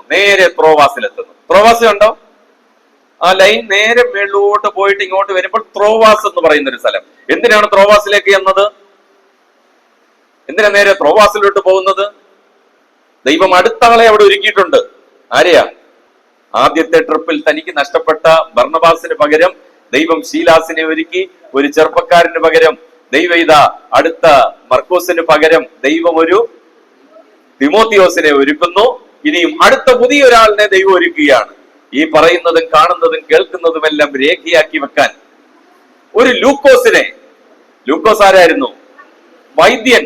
പൗലോസിന്റെ ദേഹമാസകലം അടികൊണ്ട പാടുകൾ, മുറിവ്, വ്രണം, എന്തെല്ലാം രോഗങ്ങൾ, ദുഃഖങ്ങൾ, പ്രയാസങ്ങൾ. എന്റെ തമ്പുരാൻ വിചാരിച്ചു, ഇരിക്കട്ടെ ഒരു ഡോക്ടർ. എന്നാലോചിക്കേ ദൈവത്തിന്റെ കരുതൽ. നമ്മൾ വിചാരിക്കും കർത്താവിന്റെ വേലയിൽ ഇറങ്ങി മുടിഞ്ഞ മുണ്ടക്കോല് വെച്ചെന്ന്. ഇല്ലെന്നേ, ഡോക്ടറെ കൂടെ കൊണ്ട് തരുന്ന ഒരു നല്ല കർത്താവാണ് നമുക്കുള്ളത്. അപ്പോൾ ദൈവം നമ്മളെ വേലയ്ക്ക് വിളിച്ച ദൈവം വിശ്വസ്തന്, നമ്മളെ കരുതാൻ, നമ്മളെ നടത്താൻ, നമ്മളെ ജീവിതത്തിൽ മുന്നോട്ടുള്ള നമ്മുടെ വഴികാട്ടിയായിട്ട്, നമ്മുടെ എല്ലാമായിട്ട് ഈ കർത്താവ് നമ്മളോടൊപ്പം ഉണ്ടായിരിക്കും. നോക്കിയ നേരെ അവിടെ നിന്ന് ത്രോവാസിൽ നിന്ന് അവർ ഒരുമിച്ച് യാത്ര ചെയ്യുന്നു. ഫിലിപ്പിയിൽ നേരെ നവപോലീസിലേക്ക് ചെല്ലുന്നു. ഫിലിപ്പിയിൽ പോകുന്നു. അംഫിപോലീസ്. ഫിലിപ്പിയിൽ ഒരു സഭയുണ്ടായി, നമുക്കറിയാം. ലുദിയയുടെ കാര്യങ്ങളൊക്കെ അറിയാം. അത് കഴിഞ്ഞിട്ട് ബെരോവയിലേക്ക് പോകുന്നു. പിന്നീട് തെസലോനിക്ക, ബെരോവ. അത് കഴിഞ്ഞിട്ട് നേരെ ഏതൻസിലേക്ക് പോകുന്നു. അവിടെ നിന്ന് കൊരിന്തിലേക്ക് പോകുന്നു. അവിടെ നിന്നാണ് ആദ്യമായിട്ട് താൻ ഏത് സ്ഥലത്തേക്ക് വരുന്നത്? എഫേസോസ് എന്ന് പറയുന്ന സ്ഥലത്തേക്ക് വരും. മനസ്സിലായി ഞാൻ പറഞ്ഞേ? എഫേസോസ്. അപ്പൊ കാരാഗ്രഹ ലേഖനങ്ങളിൽ ഒന്നാമത്തെ ലേഖനമാണ് എന്ത്? എഫേസ്യ ലേഖനം. എഫേസ്യ ലേഖനം. രണ്ടാമത്തെ ലേഖനം ഏതാണ്? ഫിലിപ്പിയ ലേഖനം. മൂന്നാമത്തെ ലേഖനം ഏതാണ്? കൊലോസ്യ ലേഖനം. നാലാമത്തെ ലേഖനം ഏതാണ്? ഫിലേമോന്റെ ലേഖനം. അപ്പോൾ തന്റെ രണ്ടാമത്തെ മിഷണറി യാത്രയിലാണ് താൻ ആദ്യമായിട്ട് ഫിലിപ്പിയ പട്ടണത്തിലേക്കും അതുപോലെ തന്നെ എഫേസോസിലേക്കും താൻ യാത്രയാകുന്നത്. ഇത് അപ്പോസ്തല പ്രവൃത്തി 16-ാം അധ്യായം 17-ാം അധ്യായം നിങ്ങൾ വായിക്കുമ്പോൾ ഈ ചരിത്രം നിങ്ങൾക്ക് കൂടുതലായിട്ട് മനസ്സിലാക്കാനായിട്ട് സാധിക്കും. എഫേസോസിൽ കൂടുതൽ പ്രവർത്തനങ്ങളൊന്നും ചെയ്യാനായിട്ട് സാധിച്ചില്ല. എഫേസോസിൽ നിന്നും താൻ പിന്നെ മടങ്ങി നേരെ പത്തരയിലേക്ക് വരുന്നു. അവിടെ നിന്നും നേരെ താൻ യാത്ര ചെയ്ത് യെരുശലേമിൽ വരുന്നു. അവിടെ നിന്നും ദമസ്കോസ് വഴിയായിട്ട് മടങ്ങി താൻ അന്ത്യോക്യയിലേക്ക് മടങ്ങി വന്ന് സഭയെ കൂട്ടിവരുത്തി സാക്ഷ്യം പറഞ്ഞ് തന്റെ രണ്ടാമത്തെ മിഷണറി യാത്ര അവസാനിക്കുക. പിന്നീട് മൂന്നാമത്തെ മിഷണറി യാത്രയിൽ താൻ പിന്നെയും യാത്ര ആരംഭിക്കുന്നു. ആദ്യം പോയ സ്ഥലത്തുകൂടെ യാത്ര ചെയ്ത് പിസിദ്ധ്യൻ അന്ത്യോക്യയിൽ ചെന്നതിന് ശേഷം നേരെ പോയത് എഫേസോസിൽ. അപ്പം ആ ഓരോ സ്ഥലങ്ങൾക്ക് ഓരോ ഇമ്പോർട്ടന്റ് അപ്പോസ്തലനെ പൗലോസ് കൊടുക്കുന്നുണ്ട്. എന്താ ഇത്ര ഇമ്പോർട്ടന്റ് കൊടുക്കാനുള്ള കാരണം? ഇപ്പൊ എന്തിനാ എഫേസോസിലേക്ക് പോകുന്നത്? എനിക്കറിയാം, ദൈവം അവിടെ ഒരു നല്ല സ്ഥലം സഭ ദൈവം കണ്ടിട്ടുണ്ട് എന്നുള്ളത് അപ്പോസ്തലനായ പൗലോസിന്റെ ഹൃദയത്തിൽ ദൈവം സംസാരിച്ചിട്ടുണ്ട്. അപ്പൊ നമ്മുടെ പ്രവർത്തനങ്ങളൊക്കെ എങ്ങനെയാണ്? പണ്ടുള്ളവർ പറയാറുണ്ട്, കാടടച്ച് വെടിവെക്കുക അല്ലേ എന്ന് പറഞ്ഞു കഴിഞ്ഞാൽ എന്തെങ്കിലും എവിടെങ്കിലും എങ്ങനെങ്കിലും ആകട്ടെ, സ്ട്രെയിറ്റ് ടു ദ പോയിന്റ്. ദൈവത്തിന്റെ ഉദ്ദേശവും ദൈവത്തിന്റെ ഹിതവും പൂർണ്ണമായിട്ട് മനസ്സിലാക്കാൻ എന്റെയും നിങ്ങളുടെയും ഹൃദയം, നമ്മുടെ അകത്തെ മനുഷ്യൻ ദൈവത്തിന്റെ പരിശുദ്ധാത്മാവിനാൽ ദൈവഹിതത്തോട് ട്യൂൺഡ് ആയിരിക്കണം. എന്നാൽ മാത്രമേ നമ്മളുടെ ശുശ്രൂഷകൾ കൊണ്ട് ഫലമുണ്ടാകത്തുള്ളൂ. അല്ലെങ്കിൽ എന്തെങ്കിലുമൊക്കെ ചെയ്യാന്നുള്ളതേ ഉള്ളൂ കേട്ടോ. വാസ്തവത്തിൽ നമ്മുടെ ശുശ്രൂഷ കൊണ്ട് ഫലമുണ്ടാകണമെന്നുണ്ടെങ്കിൽ ദൈവത്തിന്റെ ഹിതവുമായിട്ട് നമ്മളുടെ ഹൃദയം ട്യൂൺഡ് ആയിരിക്കണം. ഇതെപ്പോഴും നമ്മൾ ശ്രദ്ധിച്ചിരിക്കണം. ഇനി അപ്പോസ്തലനായ പൗലോസ് ഈ കാരാഗ്രഹ ലേഖനങ്ങൾ എഴുതാതിരിക്കാൻ എന്തെല്ലാം തടസ്സങ്ങൾ തന്റെ മുമ്പിൽ ഉണ്ടായിരുന്നു എന്നറിയാം.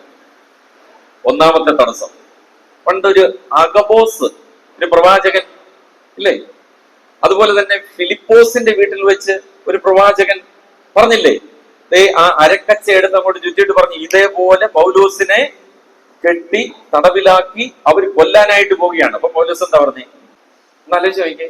ഇനിയും അത് കഴിഞ്ഞിട്ട് 20-ാം അധ്യായത്തിലേക്ക് വരുമ്പോൾ മിലേത്തോസിൽ എഫേസോസിലെ മൂപ്പന്മാരെ വിളിച്ചു വരുത്തി. ചരിത്രം അറിയാമല്ലോ.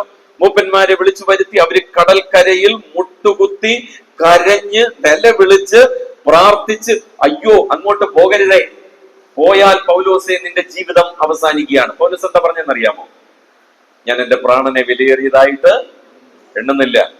താൻ പോയി, യെരുശലേമിൽ പോയി, തന്നെ പിടിച്ചു, തന്നെ കാരാഗ്രഹത്തിലാക്കി, തന്നെ ചങ്ങലക്കിട്ടു. എന്താ ഇതിന്റെ കാരണം? താൻ എന്തുകൊണ്ടാ അത് ചെയ്തേ?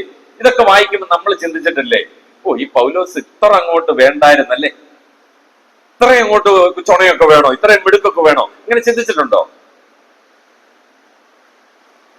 അപ്പോസ്തലനായ പൗലോസിനെ കർത്താവ് വിളിച്ചപ്പോൾ തുടക്കത്തിലെ പറഞ്ഞൊരു കാര്യമുണ്ട്, നീ രാജാക്കന്മാരുടെ മുമ്പിൽ.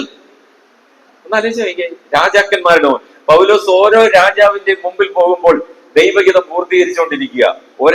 ഒരാള് മാത്രം ശേഷിക്കുന്നു. ആ ആളാരാ? ആരാ? ഒറ്റ ഒരാളോട് ഇനി ശേഷിക്കുന്നുണ്ട് പൗലോസിന്റെ ജീവിതത്തിൽ കാണാൻ. നീറോ ചക്രവർത്തി. എവിടെ ഇരിക്കുക? പൗലോസ് വെറുതെയാണെന്നോ പറഞ്ഞ ഞാൻ കൈസരെ അഭയം ചൊല്ലുന്നു എന്ന്? നമ്മൾ വിചാരിക്കട്ടെ, ഇത്രയും ദൈവത്തിൽ വിശ്വാസമുള്ള ഒരു മനുഷ്യൻ, കർത്താവിൽ ആശ്രയിക്കുന്ന ഒരു മനുഷ്യൻ കൈസരെ അഭയം ചൊല്ലുന്നു എന്ന് പറഞ്ഞാൽ തന്റെ ജീവിതത്തിലെ ഒരു അധപ്പതനത്തിന്റെ വാക്കല്ലേ നമ്മൾ ചിന്തിച്ചേക്കാം. No, never. ഇനിയും താൻ ഈ റോമിൽ കൈസരെ കാണാൻ പോയത് ആരുടെ ചെലവില? സ്വന്തം ചെലവിലോ സർക്കാർ ചെലവിലോ? നല്ല ദൈവത്തിന്റെ ഓരോ കരുതലുകൾ നോക്കിയേ. ഇനിയും പൗലോസ് ഇതൊന്നും പറഞ്ഞില്ലായിരുന്നുണ്ടെങ്കിൽ ഞാൻ ഇവിടെ വന്ന് ഈ കാരാഗ്രഹ ലേഖനം പഠിപ്പിക്കാൻ പറ്റൂ? ഒന്നാലോചിച്ച്, പൗലോസിന്റെ ജീവചരിത്രം നമ്മൾ പഠിക്കുമ്പോൾ, അല്ലെങ്കിൽ ബൈബിളിലെ ആ മിഷണറി യാത്രകൾ നമ്മൾ പഠിക്കുമ്പോൾ ദൈവം എത്രമാത്രം. ഇനി ഒരു സ്ഥലത്ത് ചെന്നപ്പോൾ പൗലോസിനോട് ആത്മാവ് പറഞ്ഞു, ഇവിടെ പ്രസംഗിക്കണ്ട. നമ്മളായിരുന്നല്ലോ, ഇത്രയും കാശ് മുടക്കി ഇവിടെ വരെ വന്നിട്ട് പ്രസംഗിക്കാതെ പോകാന്ന് പറയുന്നത്. പക്ഷെ പൗലോസ് അവിടെ പ്രസംഗിച്ചില്ല. ഈ സ്ഥലത്തൂടെ പോണ്ട, ഇങ്ങോട്ട് പോയാൽ മതി. അയ്യോ അതിലേ കൂടെ പോകരുത്, അതിലേ കൂടെ പോയി കഴിഞ്ഞാൽ വളരെ ദുർഘടമ, ഭയങ്കര കട്ടറ, ഇതിലേ കൂടെ പോകുന്നതല്ല ഇല്ലേ നമ്മൾ പറയത്തില്ലേ? എന്താ ഇതിന്റെ കാരണം? അപ്പോസ്തലനായ പൗലോസ് തന്റെ ആ ഹൃദയം, തന്റെ ആത്മാവ് ദൈവത്തോട്, ദൈവത്തിന്റെ ഹിതത്തോട് എത്രമാത്രം ട്യൂൺഡ് ആയിരുന്നു എന്നുള്ളത് നമുക്ക് മനസ്സിലാക്കാനായിട്ട് സാധിക്കും. ഇത്രയും കാര്യങ്ങൾ ഓർത്തിരിക്കുക. ബാക്കി കാര്യങ്ങൾ പിന്നീട് ഇൻട്രൊഡക്ഷനിൽ ഞാൻ തുടർന്ന് പറയുന്നതായിരിക്കും. നമുക്ക് എത്രയും പെട്ടെന്ന് മടങ്ങി വരാം. അപ്പോസ്തലനായ പൗലോസ് റോമിലെ ആദ്യത്തെ തടവിൽ താൻ കഴിയുമ്പോൾ, ആ കാരാഗൃഹത്തിൽ താൻ കഴിയുമ്പോൾ താൻ എഴുതുന്ന ചില ലേഖനങ്ങളാണ് ഈ കാരാഗ്രഹ ലേഖനങ്ങൾ എന്ന് പറയുന്നത്. അപ്പോൾ അതിൽ ഒന്നാമത്തേതാണ് എഫേസ്യ ലേഖനം. ഇനിയും എഫേസ്യ ലേഖനത്തോടുള്ള ബന്ധത്തിൽ അതിന്റെ ചരിത്രങ്ങളോ കൂടുതൽ കാര്യങ്ങളോ ഒന്നും ഇനി ഞാൻ വിശദീകരിക്കാനായിട്ട് താല്പര്യപ്പെടുന്നില്ല. ഇത്രയും ചരിത്രങ്ങൾ മാത്രം നിങ്ങൾ ഓർത്തിരിക്കുക. കൂടുതൽ നമ്മൾ ഇങ്ങനെ പഠിച്ചു വരുമ്പോൾ അതിനെക്കുറിച്ച് കൂടുതലായിട്ട് മനസ്സിലാക്കാം. ഇനി ഞാൻ പറയുമ്പോൾ ഇനി നിങ്ങൾക്ക് എത്രയും നോട്ട്സ് എഴുതിയെടുക്കാമോ അത്രയും നിങ്ങൾക്ക് എഴുതിയെടുക്കാം. അതിന്റെ കൺസൈസ് ആയിട്ടുള്ള ചില കാര്യങ്ങൾ മാത്രം ഞാൻ തരുന്നതായിരിക്കും. അതിലെ വിശദീകരണങ്ങളൊക്കെ ഞാൻ പറയുമ്പോൾ എത്രത്തോളം നിങ്ങൾക്ക് എത്രയും ആവശ്യമുണ്ടോ അത്രയും നിങ്ങൾ എഴുതിക്കൊള്ളുക. എല്ലാം നിങ്ങൾ എഴുതണ്ട കേട്ടോ. നേരത്തെ ഞാൻ ഒരു ചോദ്യം ചോദിച്ചല്ലോ, നിങ്ങളുടെ ഉദ്ദേശം എന്താണ്? ആ ഉദ്ദേശത്തിനനുസരിച്ച് നിങ്ങൾക്ക് നോട്ട്സ് എത്രയും വേണോ അത്രയും നിങ്ങൾക്ക് എഴുതിയെടുക്കാം. എഫേസ്യ ലേഖനം എഴുതുന്നത് ഏതാണ്ട് AD 61 തടവുകാരനായിട്ട് റോമിൽ ഇരിക്കുമ്പോഴാണ് താൻ എഫേസ്യ ലേഖനം എഴുതുന്നത്. എഫേസ്യ ലേഖനം വേദപണ്ഡിതന്മാർ പറയുന്നത് ലേഖനങ്ങളുടെ ക്യൂനാണെന്നാണ് പറയുന്നത്, റാണിയാണെന്നാണ് പറയുന്നത്. ലേഖനങ്ങളുടെ റാണി എന്നാണ് എഫേസ്യ ലേഖനത്തെ പറയുന്നത്. ചിലര് റോമാലേഖനത്തെയും പറയുന്നുണ്ടെങ്കിൽ. എന്നാൽ ഈ എഫേസ്യ ലേഖനത്തെ അങ്ങനെ പറയാനുള്ള കാരണമെന്ന് പറയുന്നത്, ഒന്ന്, ദൈവസഭയുടെ വൈശിഷ്ട്യം ഇത്രമാത്രം ഉല്ലേഖനം ചെയ്യപ്പെട്ടിരിക്കുന്ന വേറൊരു ലേഖനമില്ല. ദൈവസഭയുടെ വൈശിഷ്ട്യം, ശ്രേഷ്ഠത. രണ്ട്, ദൈവസഭയുടെ ആ സ്ഥാപനവും അതിന്റെ പൂർത്തീകരണവും എഫേസ്യ ലേഖനത്തിലാണ് ഏറ്റവും കൂടുതൽ പറഞ്ഞിരിക്കുന്നത്. ദൈവസഭയുടെ സ്ഥാപനവും അതിന്റെ പൂർത്തീകരണവും എഫേസ്യ ലേഖനത്തിലാണ് പറഞ്ഞിരിക്കുന്നത്. പിന്നെ എഫേസ്യ ലേഖനത്തിനെ ഈ റാണി എന്ന് വിളിക്കാനുള്ള കാരണം ക്രിസ്തുവിലുള്ള ധനമാഹാത്മ്യങ്ങളെ കുറിച്ച് ഏറ്റവും കൂടുതൽ പ്രതിപാദിച്ചിരിക്കുന്നത് ഈ എഫേസ്യ ലേഖനത്തിലാണ്. ക്രിസ്തുവിലുള്ള ധനമാഹാത്മ്യത്തെ കുറിച്ച് ഏറ്റവും കൂടുതൽ പ്രതിപാദിച്ചിരിക്കുന്നത് എഫേസ്യ ലേഖനത്തിലാണ്. ദൈവസഭയുടെ പൂർത്തീകരണം, അതായത് ദൈവസഭയുടെ സ്ഥാപനവും അതിന്റെ പൂർത്തീകരണവും, അതിന്റെ ആ ഉദ്ദേശങ്ങളുടെ, പ്രത്യേകിച്ച് ആ 1-ാം അധ്യായത്തിലൊക്കെ സകലവും അവനാലും അവങ്കിലേക്കും അവനിലേക്കും, ഇതൊക്കെ വളരെ ലളിതമായിട്ട് പറഞ്ഞിരിക്കുന്നെങ്കിലും ആ ദൈവസഭയുടെ ഉദ്ദേശത്തിന്റെ പൂർത്തീകരണമാണ് നമുക്ക് ഇവിടെ കാണാനായിട്ട് കഴിയുന്നത്. പിന്നെ സ്വർഗത്തിലും ഭൂമിയിലുമുള്ള സകലവും പിന്നെയും ക്രിസ്തുവിൽ ഒന്നായി ചേരും എന്നിങ്ങനെയുള്ള ദൈവസഭയുടെ വ്യവസ്ഥകളെ കുറിച്ച് പറഞ്ഞിരിക്കുന്നത് എഫേസ്യ ലേഖനത്തിലാണ്. ഇംഗ്ലീഷിൽ പറഞ്ഞാൽ ദ ഡിസ്പെൻസേഷൻ ഓഫ് ഗോഡ്, അതായത് യുഗങ്ങളുടെ വ്യവസ്ഥ. പല യുഗങ്ങളുണ്ട്, ഡിസ്പെൻസേഷൻ. അപ്പൊ ഈ യുഗങ്ങളുടെ വ്യവസ്ഥയിൽ ഏറ്റവും പ്രധാനപ്പെട്ട ഒരു കാര്യമാണ് സ്വർഗത്തിലും ഭൂമിയിലുമുള്ള സകലവും പിന്നെയും ക്രിസ്തുവിൽ ഒന്നായി ചേരുന്ന ഒരു വ്യവസ്ഥ. അത് അപ്പോസ്തലനായ പൗലോസ് വിശദീകരിച്ചിരിക്കുന്നത് ഈ എഫേസ്യ ലേഖനത്തിലാണ്. അപ്പോൾ ഈ എഫേസ്യ ലേഖനത്തിൽ ദൈവസഭയ്ക്ക് ഏറ്റവും കൂടുതൽ ഇമ്പോർട്ടന്റ് കൊടുത്ത് പറഞ്ഞിരിക്കുകയാണ്. ദൈവസഭയ്ക്ക് ഏറ്റവും കൂടുതൽ ഇമ്പോർട്ടന്റ് കൊടുത്ത് പറഞ്ഞിരിക്കുകയാണ്. എന്നാൽ മറിച്ച് കൊലോസ്യ ലേഖനം എന്ന് പറയുന്നത് ക്രിസ്തുവിന്റെ മഹാത്മ്യമാണ് ഏറ്റവും കൂടുതൽ പറയുന്നത്. എഫേസ്യ ലേഖനത്തിൽ സഭയോടുള്ള ബന്ധത്തിലാണെങ്കിൽ കൊലോസ്യ ലേഖനത്തിൽ ക്രിസ്തുവിന്റെ മഹത്വത്തെ കുറിച്ചാണ് ഏറ്റവും കൂടുതൽ പറഞ്ഞിരിക്കുന്നത്. അതിനെക്കുറിച്ച് പിന്നീട് നമുക്ക് ചിന്തിക്കാം. അപ്പോൾ ദൈവസഭയുടെ 3 തലങ്ങളിലൂടെയാണ് ഈ കാര്യങ്ങൾ അപ്പോസ്തലനായ പൗലോസ് വിശദീകരിക്കുന്നത്. ഒന്ന്, ദ ബോഡി ഓഫ് ക്രൈസ്റ്റ്, ക്രിസ്തുവിന്റെ ശരീരം, ദൈവത്തിന്റെ മന്ദിരം, 3, ക്രിസ്തുവിന്റെ മണവാട്ടി. ഈ 3 തലങ്ങളിലാണ് ദൈവസഭയുടെ വിശദീകരണം അപ്പോസ്തലനായ പൗലോസ് കൊണ്ടുപോകുന്നത്. 1, ക്രിസ്തുവിന്റെ ശരീരം, 2, ദൈവത്തിന്റെ മന്ദിരം, 3, ക്രിസ്തുവിന്റെ മണവാട്ടി. ഒന്നാമത്തേത് 1-ാം അധ്യായത്തിന്റെ 23, 4-16, 5-30, അതായത് ക്രിസ്തുവിന്റെ ശരീരത്തെ കുറിച്ച് പറഞ്ഞിരിക്കുന്ന വേദഭാഗങ്ങൾ. 1-ന്റെ 23, 4-ന്റെ 16, 5:30. ദൈവമന്ദിരത്തെ കുറിച്ച് പറഞ്ഞിരിക്കുന്നത് 2-ാം അധ്യായത്തിന്റെ 20 മുതൽ 22 വരെയുള്ള വാക്യങ്ങളാണ് ദൈവമന്ദിരത്തെ കുറിച്ച് പറഞ്ഞിരിക്കുന്നത്. ഇനി മണവാട്ടിയെ കുറിച്ച് പറഞ്ഞിരിക്കുന്നത് 5-ാം അധ്യായത്തിന്റെ 23 മുതൽ 32 വരെയാണ്. 5:23 മുതൽ 32 വരെയാണ്. ഇത് ഒരു ചെറിയൊരു ഇൻട്രഡക്ഷൻ ആയിട്ട് ഞാൻ പറയുന്നു എന്നുള്ളത് എഫേസ്യ ലേഖനത്തെ കുറിച്ച് പഠിക്കുമ്പോൾ. ദൈവമന്ദിരം, ടെമ്പിൾ ഓഫ് ഗാഡ്. ഒന്നാമത്തേത് ദ ബോഡി ഓഫ് ക്രൈസ്റ്റ്, ക്രിസ്തുവിന്റെ ശരീരം. 2, ദൈവത്തിന്റെ മന്ദിരം, the temple of God. 3, bride of Christ, ക്രിസ്തുവിന്റെ മണവാട്ടി. പിന്നെ ഈ ലേഖനത്തിന്റെ അടുത്തൊരു പ്രത്യേകതയാണ് തൃത്വത്തെ കുറിച്ച് ഏറ്റവും കൂടുതൽ പറഞ്ഞിരിക്കുന്ന ഈ ലേഖനത്തിലാണ്. തൃത്വ ദർശനം നമുക്ക് ഏറ്റവും കൂടുതൽ കാണാൻ പറ്റുന്നത് ഈ എഫേസ്യ ലേഖനത്തിലാണ്. അത് നമ്മൾ ശ്രദ്ധിച്ചു പഠിച്ചാൽ നമുക്കത് മനസ്സിലാക്കാനായിട്ട് സാധിക്കും. ട്രിനിറ്റി, ട്രൈ യൂണിറ്റി ഇംഗ്ലീഷിൽ പറയും. തൃത്വം എന്നൊരു വാക്ക് ബൈബിളിൽ ഇല്ല. എന്നാൽ ട്രൈ യൂണിറ്റി ദൈവവചനത്തിലൂടെ നീളം കാണുന്ന ഒരു സത്യമാണ്. ഉൽപ്പത്തി 1:1 മുതൽ ഇൻ ദ ബിഗിനിങ് ഗോഡ്, ആദിയിൽ ദൈവം. ആ ദൈവത്തിന് ഉപയോഗിച്ചിരിക്കുന്ന പദം എലോഹിം. Elohim, ELOHIM. അല്ലാഹ്, ഇം. അപ്പോൾ ഈ 3 വാക്കുകളുടെ സംജ്ഞയാണ് എലോഹിം. നമ്മുടെ കർത്താവ് ക്രൂശിൽ നിലവിളിച്ചത് എലോഹിം എലോഹിം എന്നല്ല. ഏലി ഏലി. ഏലി സിംഗുലർ, എലോഹിം ഈസ് പ്ലൂറൽ. ഏലി ഏകവചനം, എലോഹിം ബഹുവചനം. എന്തിനാ കർത്താവ് 2 പ്രാവശ്യം പറഞ്ഞു ഏലി ഏലി? തൃത്വത്തിൽ 3-ാമനാണ് ഈ പറയുന്നത്. ഓക്കെ, അപ്പോൾ എലോഹിം. അപ്പോൾ ബൈബിൾ ഇന്ന് തൃത്വ നിഷേധികളായിട്ടുള്ള ഒരുപാട് പേരുണ്ട്.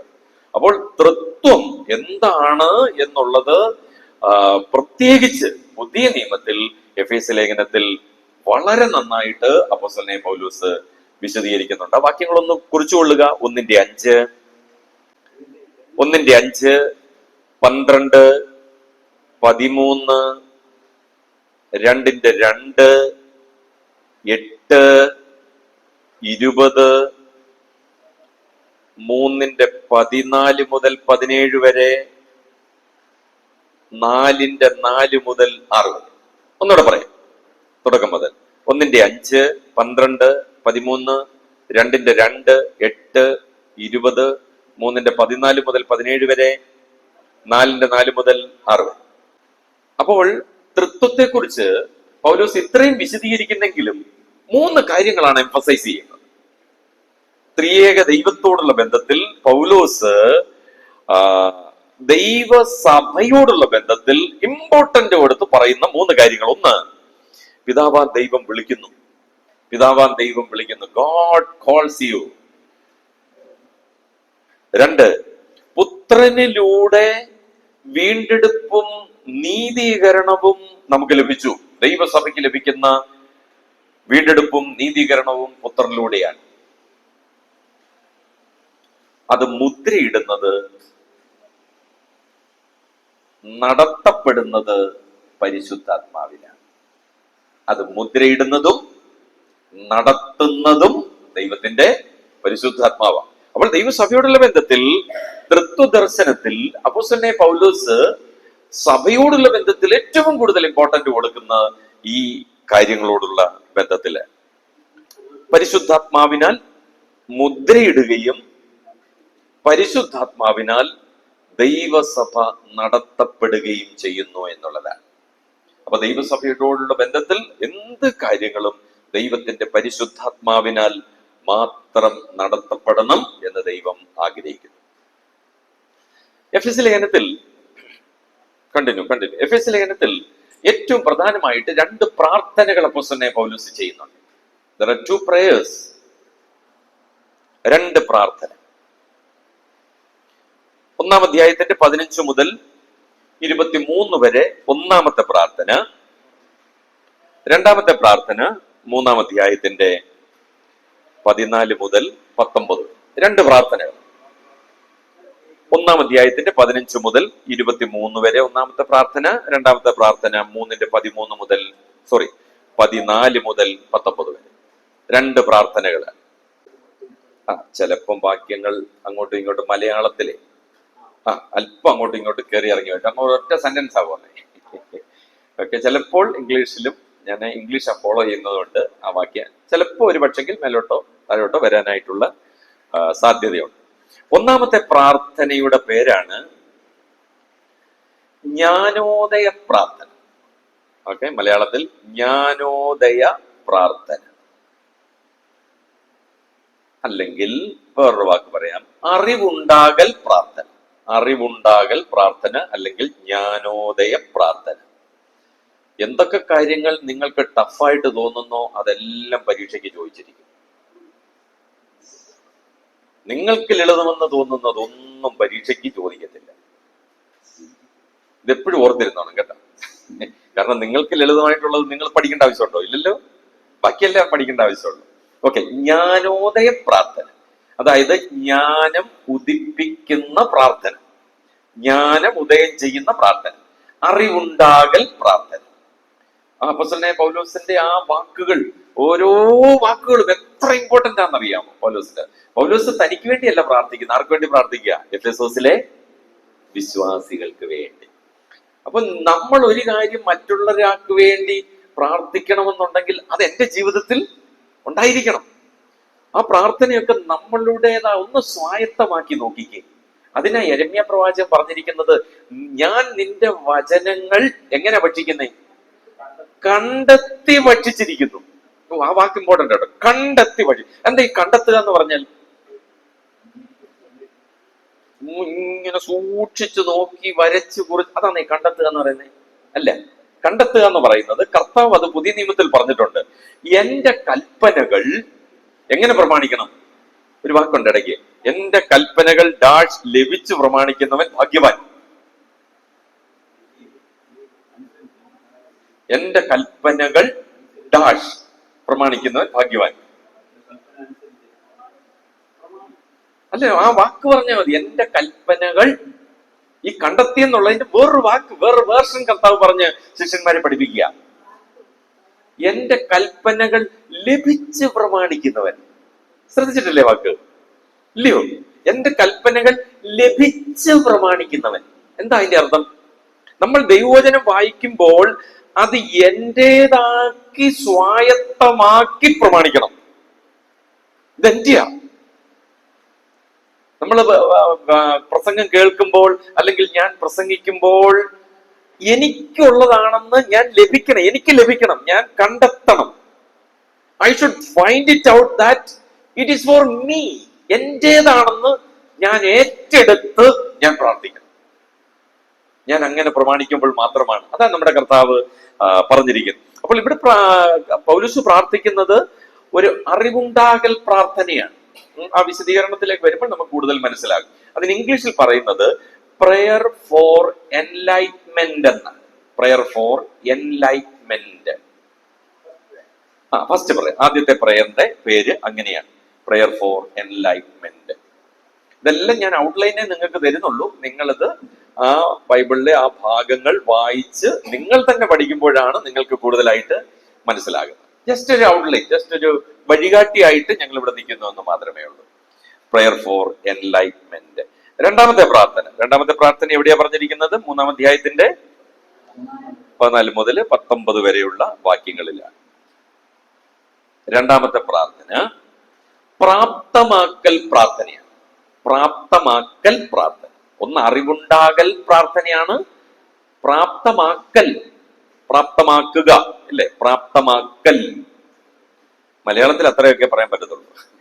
പ്രാപ്തമാക്കൽ പ്രാർത്ഥന, അല്ലെങ്കിൽ ഇംഗ്ലീഷിൽ പറഞ്ഞാൽ പ്രയർ ഫോർ എനേബിൾമെന്റ് എന്ന് പറയും. ഇംഗ്ലീഷ് ഇച്ചിരി ഈസി ആട്ടോ. Prayer for enablement. ഒന്ന്, ഞാൻ എന്റെ സ്വായത്തമാക്കുന്നു. 2, ഞാനത് വർക്കൗട്ട് ചെയ്യുന്നു. അത് പ്രയോജനപ്രദമായ നിലയിൽ കൊടുക്കുന്നു. നമുക്കറിയാം, പുതിയ നിയമത്തിൽ കൃപാവരങ്ങൾ ദൈവം കൊടുത്തപ്പോൾ നീങ്ങിപ്പോകുന്നത്, നിന്നു പോകുന്നത്, നിലനിൽക്കുന്നതായിട്ടുള്ള ഒത്തിരി കൃപാവരങ്ങളുണ്ട്. ജ്ഞാനത്തിന്റെ വചനം എന്ന് പറയുന്ന ഒരു കൃപാവരം ഉണ്ടായിരുന്നു. പരിജ്ഞാനത്തിന്റെ വചനം എന്ന് പറയുന്ന ഒരു കൃപാവരം ഉണ്ടായിരുന്നു, അല്ലേ? അല്ലേ? ആത്മാവിന്റെ, അതായത് കൃപാവരങ്ങൾ. 1-ാം നൂറ്റാണ്ടിൽ അപ്പോസ്തലനായ പൗലോസ് ഉൾപ്പെടെയുള്ള ദൈവദാസന്മാർക്ക് ദൈവം കൊടുത്തിരുന്ന ഒരു കൃപാവരം, 2 കൃപാവരങ്ങൾ. അതിലൊന്ന് ജ്ഞാനത്തിന്റെ, അല്ലെങ്കിൽ കൃപാവരം, ജ്ഞാനം എന്ന് പറയുന്ന കൃപാവരം. 2 പരിജ്ഞാനത്തിന്റെ. ഇത് രണ്ടും പറഞ്ഞിരിക്കുന്നത് വചനത്തോടുള്ള ബന്ധത്തിലാണ്. ഒന്ന് ജ്ഞാനത്തിന്റെ വചനം ആകുന്ന കൃപാവരം, 2 പരിജ്ഞാനത്തിന്റെ വചനമാകുന്ന കൃപാവരം. എന്താ ഇതിന്റെ പ്രത്യേകത? നമ്മൾ ഏത് കൃപാവരം നോക്കിയിരിക്കും? ഇനി തരട്ടെ, എനിക്ക് പോരട്ടെ എന്ന് പറഞ്ഞില്ലേ? ശ്രേഷ്ഠവരങ്ങളെ വാഞ്ചിക്കാനാ പറഞ്ഞേക്കുന്നത്. ഓക്കെ, ആയിക്കോട്ടെ, ഏതാ ഏറ്റവും നല്ല ശ്രേഷ്ഠവരം? ആയിക്കോട്ടെ, അത് നമ്മുടെ വിഷയമല്ലല്ലോ. അപ്പോൾ ഈ പ്രാപ്തമാക്കൽ പ്രാർത്ഥന, അല്ലെങ്കിൽ അതിന് ഞാനൊന്ന് വിശദീകരിക്കുക.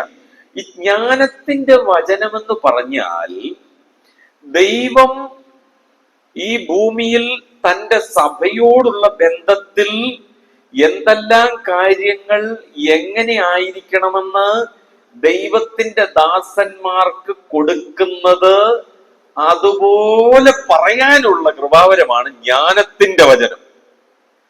മനസ്സിലായി ഞാൻ പറഞ്ഞു? 1-ാം നൂറ്റാണ്ടിൽ ഈ ബൈബിൾ എഴുതപ്പെടുന്നതിന് മുമ്പ് ദൈവം ജ്ഞാനത്തിന്റെ വചനമായിട്ട് ദൈവം തെരഞ്ഞെടുത്ത അപ്പോസ്തലന്മാരിലൂടെ, പ്രവാചകന്മാരിലൂടെ, അതായത് ദൈവവചനം രേഖയാക്കാനും അല്ലാത്തവരിലൂടെയും ദൈവം ആ കൊടുക്കുന്നതിന് പറയുന്ന പേരാണ് ജ്ഞാനത്തിന്റെ വചനം. അത് അവര് പറയുന്നു.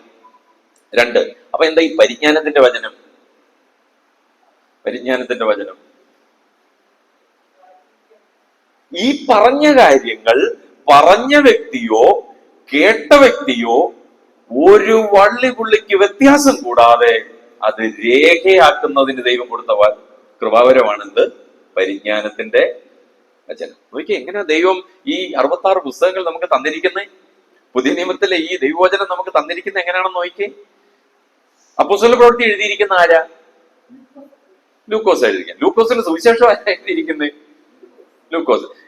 ഈ ലൂക്കോസിന്റെ സുവിശേഷം എഴുതിയ, അല്ലെങ്കിൽ ലൂക്കോസിന്റെ സുവിശേഷം ലൂക്കോസാണ് എഴുതിയത്. അതിലെ ചരിത്രങ്ങൾ, അതിന്റെ ലൂക്കോസ് 1 മുതൽ 24-ാമത്തെ അധ്യായത്തിന്റെ അവസാനം വരെ ഏതെങ്കിലും ഒരു സംഭവം ഈ ലൂക്കോസ് നേരിട്ട് കണ്ടിട്ടുണ്ടോ? ഉണ്ടോ? പിന്നെ എങ്ങനെ പുള്ളി ഇത് ഇത്ര കൃത്യമായിട്ട് എഴുതി വെച്ചു?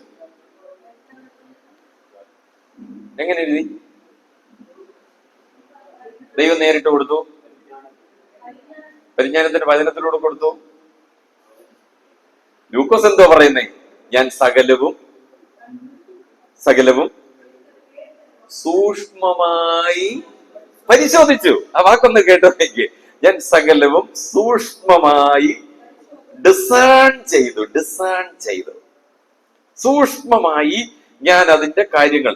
ഇനി ഈ ലൂക്കോസിന് ഇതെല്ലാം എവിടുന്ന് കിട്ടി? പരിശോധിച്ചു, കാര്യമൊക്കെ ശരി. എവിടുന്ന് കിട്ടി? എവിടുന്നായിരിക്കണം ലൂക്കോസിന് കിട്ടിയത്?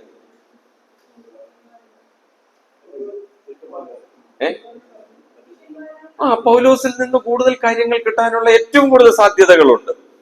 അപ്പോൾ ഇനിയും ഈ നേരിട്ട് കണ്ടവരോ അല്ലാത്തവരോ ആയിക്കൊള്ളട്ടെ, അപ്പോൾ ദൈവം കൊടുത്തിരിക്കുന്ന വചനം, ഈ ഭൂമിയിൽ ഒരാൾക്കോ വ്യക്തികൾക്കോ കൊടുത്തിരിക്കുന്ന വചനം, അത് തെറ്റുകൂടാതെ രേഖപ്പെടുത്തണമെങ്കിൽ ദൈവവചനത്തിൽ ഒരു തിരുത്തു വരാത്തതിന്റെ കാരണം അതാണ്. അത്രമാത്രം പെർഫെക്റ്റ് ആയി.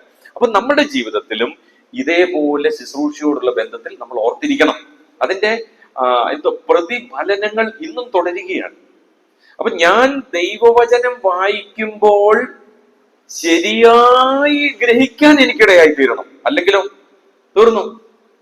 ഇപ്പൊ ഒരു വേദഭാഗം വായിച്ചാൽ നമ്മൾ എല്ലാവരും ഗ്രഹിക്കുന്ന ഒരുപോലെ. എന്താ വ്യത്യാസം വരാനുള്ള കാരണം? എന്താ? ഇവിടെയാണ് നമ്മുടെ വിഷയം വരുന്നത്. അപ്പോൾ അതിന് ഒരുപാട് മാനദണ്ഡങ്ങളുണ്ട്. ശരിയായിട്ട് ഗ്രഹിക്കാൻ വേണ്ടി ഒരുപാട് മാനദണ്ഡങ്ങൾ. ഒന്നാമത് ഞാൻ ആദ്യം പറഞ്ഞ സാധനം തന്നെ ശരിയാവണം. ഏത്? നമ്മുടെ ഉദ്ദേശം ശരിയാവണം. നമ്മുടെ എയിം ശരിയായെങ്കിൽ മാത്രമേ ശരിയായിട്ട് ഗ്രഹിക്കാൻ. ഒരുവൻ പൊരുൾ തിരിച്ചു തരാഞ്ഞാൽ ഞാൻ എങ്ങനെ? ഇനി പൊരുൾ തിരിച്ചു തന്നാൽ നമ്മൾ ഗ്രഹിക്കുമോ? അതും ഗ്രഹിക്കത്തില്ല. ഞാൻ എന്ത് ഗ്രഹിക്കുന്നു അതേ ഞാൻ ഗ്രഹിക്കൂ. അതല്ല, സകലവും സൂക്ഷ്മമായിട്ട് take in all verses in consideration. ഒരുപാട് വ്യവസ്ഥകൾ, നിലപാടുകൾ നമുക്കുണ്ട് ഇത് ശരിയായ രീതിയിൽ മനസ്സിലാക്കുന്നതിന് വേണ്ടി.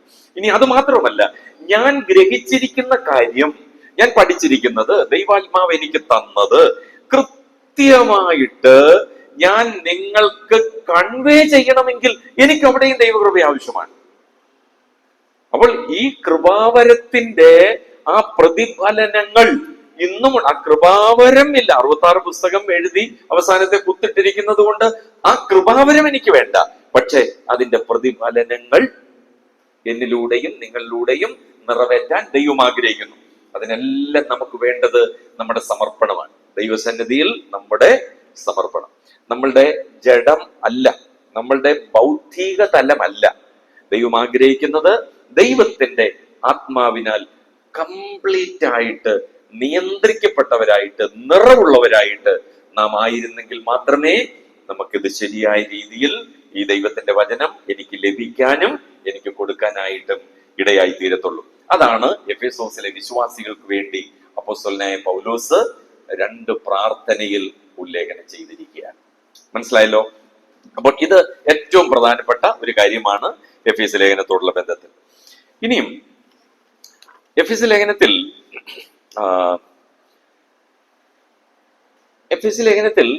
പ്രത്യേകിച്ച് പൗലോസ് പറയുന്ന we are seated in heaven with Christ. നാം ക്രിസ്തുവിൽ, സ്വർഗത്തിൽ നമ്മളെ എന്ത് ചെയ്തിരിക്കുക? ഇരുത്തിയിരിക്കുകയാണ്, അല്ലെ? ഇരുത്തിയിരിക്കുകയാണ്. We are seated with Christ. കൊലോസ്യ ലേഖനത്തിലേക്ക് വരുമ്പോഴോ അപ്പൊ ഓരോ ലേഖനങ്ങളുടെ പ്രത്യേകതകൾ ഞാൻ പറയുകയാണ്. എഫെസ് ലേഖനത്തിൽ നമ്മളെ സ്വർഗത്തിൽ എന്ത് ചെയ്തിരിക്കുക? ഇരുത്തിയിരിക്കുകയാണെന്നാ പറയുന്നത്. ഇനി കൊലോസ്യ ലേഖനത്തിലേക്ക് വരുമ്പോഴോ നാം ക്രിസ്തുവിനോട് we are resurrected in Christ. നാം ക്രിസ്തുവിൽ ഉയർത്തെഴുന്നേറ്റിരിക്കുക. 3-ാം അധ്യായം ആരംഭിക്കുന്ന അങ്ങനെയാണ്. അപ്പോൾ ഓരോ ലേഖനങ്ങളും എഴുതുമ്പോൾ അതിൻ്റെതായ പ്രത്യേകതയിലാണ് പറയുന്നത്. അപ്പോൾ ഒന്ന് സഭയോടുള്ള ബന്ധത്തിൽ, 2 ക്രിസ്തുവിനോടുള്ള ബന്ധത്തിൽ. ഇനി അത് റോമാലേഖനത്തിലേക്ക് വരികയാണെങ്കിലോ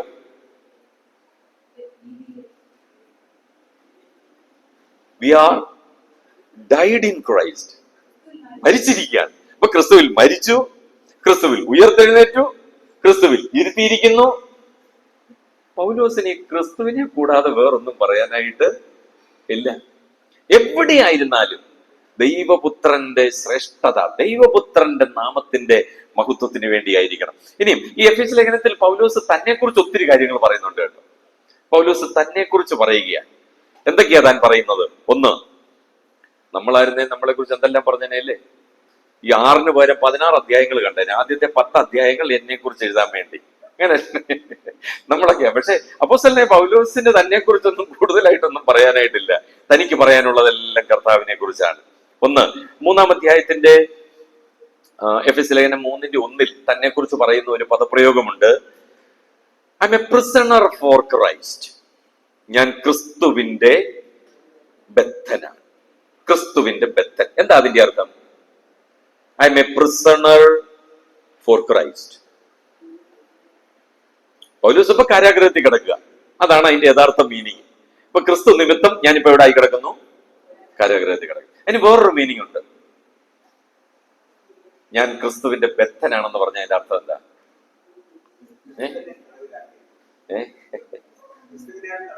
ക്രിസ്തു എന്നെ നല്ല ചോദിക്കും, നമുക്കത് പറ്റുമോ? നമ്മൾ ഇന്ന് കർത്താവിനെ ഉപയോഗിച്ചോണ്ടിരിക്കുക. മനസ്സിലായോ?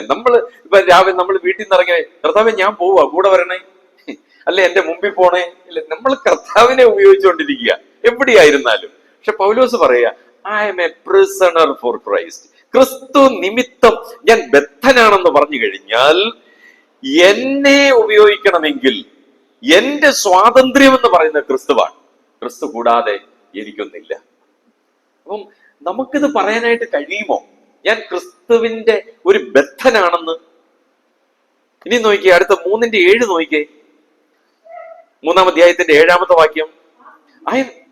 നിങ്ങൾ തന്നെ വായിച്ചോളൂ. വായിക്കാൻ നിന്ന് കഴിഞ്ഞാൽ നമുക്ക് സമയം പോകും എന്നുള്ളത് കൊണ്ടാണ് കേട്ടോ. പൗലോസ് പറയാം, I am a minister by grace. ഞാൻ കൃപയാൽ ഞാനൊരു ശുശ്രൂഷകൻ. കൃപയാൽ ഞാനൊരു കർത്തൃ ശുശ്രൂഷകൻ. കൃപയാൽ കൃപയാൽ ഞാനൊരു കർത്തൃ ശുശ്രൂഷകനാണ്. I am a minister by grace. എനിക്ക് യാതൊരു യോഗ്യതയുമില്ല, പക്ഷെ കൃപയാൽ ഞാൻ ഇന്നൊരു ശുശ്രൂഷകനായിരിക്കുകയാണ്. ഇനിയും 3:8 വരുമ്പോൾ താൻ തന്നെ കുറിച്ച് പറയുന്ന വാക്ക് നോക്കിയേ. ഞാൻ സകല വിശുദ്ധന്മാരിലും വെച്ച് ഏറ്റവും, നമ്മളന്ന് സഭയിലൊക്കെ പറയുന്നത് നിന്നെക്കാട്ടി മുമ്പ് ഞാനാടാ ഇല്ലേ, ഞാനാ ഇവിടുത്തെ ആദ്യത്തെ വിശ്വാസി ഞാനാ. ഇനി അതൊന്നും പറഞ്ഞില്ലല്ലോ, പറഞ്ഞു എന്റെ വല്യപ്പച്ചനെ അറിയാമോ, ഞങ്ങളങ്ങ് മൂത്താമ്പാക്കൽ കുടുംബത്തുനിന്നല്ലേ. പൗലോസ് പറയുന്ന നോക്കി, പൗലോസിന്റെ ആ താഴ്മ. അപ്പൊ ക്രിസ്തുവിൽ ബദ്ധനാണെങ്കിൽ മാത്രമേ ഇങ്ങനെ പറയാനായിട്ട് പറ്റത്തുള്ളൂ. ഞാൻ സകല വിശുദ്ധന്മാരിലും വെച്ച് ഏറ്റവും ചെറിയവൻ. അതിനകത്തൊരു ചെറിയൊരു പ്രൗഡുണ്ടോ? ഉണ്ടോ? ഉണ്ടെന്നേ ഉണ്ട്. ഇനി കുറച്ചു നാളുകൂടെ അങ്ങോട്ട് കഴിഞ്ഞപ്പോ പൗലോസ് വേറൊരു സ്റ്റേറ്റ്മെന്റ് പറഞ്ഞു. എന്താണെന്നറിയാം? താൻ മരിക്കാറായപ്പോ താൻ പറഞ്ഞ എന്താണെന്നറിയാം? ക്രിസ്തു യേശു പാപികളെ രക്ഷിപ്പാൻ ലോകത്തിൽ വന്നു എന്നുള്ള വിശ്വാസമല്ല എനിക്ക്. ആ പാപികളിൽ ഞാൻ എവിടെ വരെ പോയെന്ന് നോക്കി, അങ്ങ് താഴോട്ട് പോയാൽ. അപ്പോൾ എഫെസ് ലേഖനത്തിലും തിമോത്തിയോസിന്റെ ലേഖനത്തിലും ഇനി കൊരിന്ത് ലേഖനത്തിൽ വരുമ്പോൾ വേറൊരു സ്റ്റേറ്റ്മെന്റ് അപ്പോസ്തലനായ പൗലോസ് പറയുന്നത്.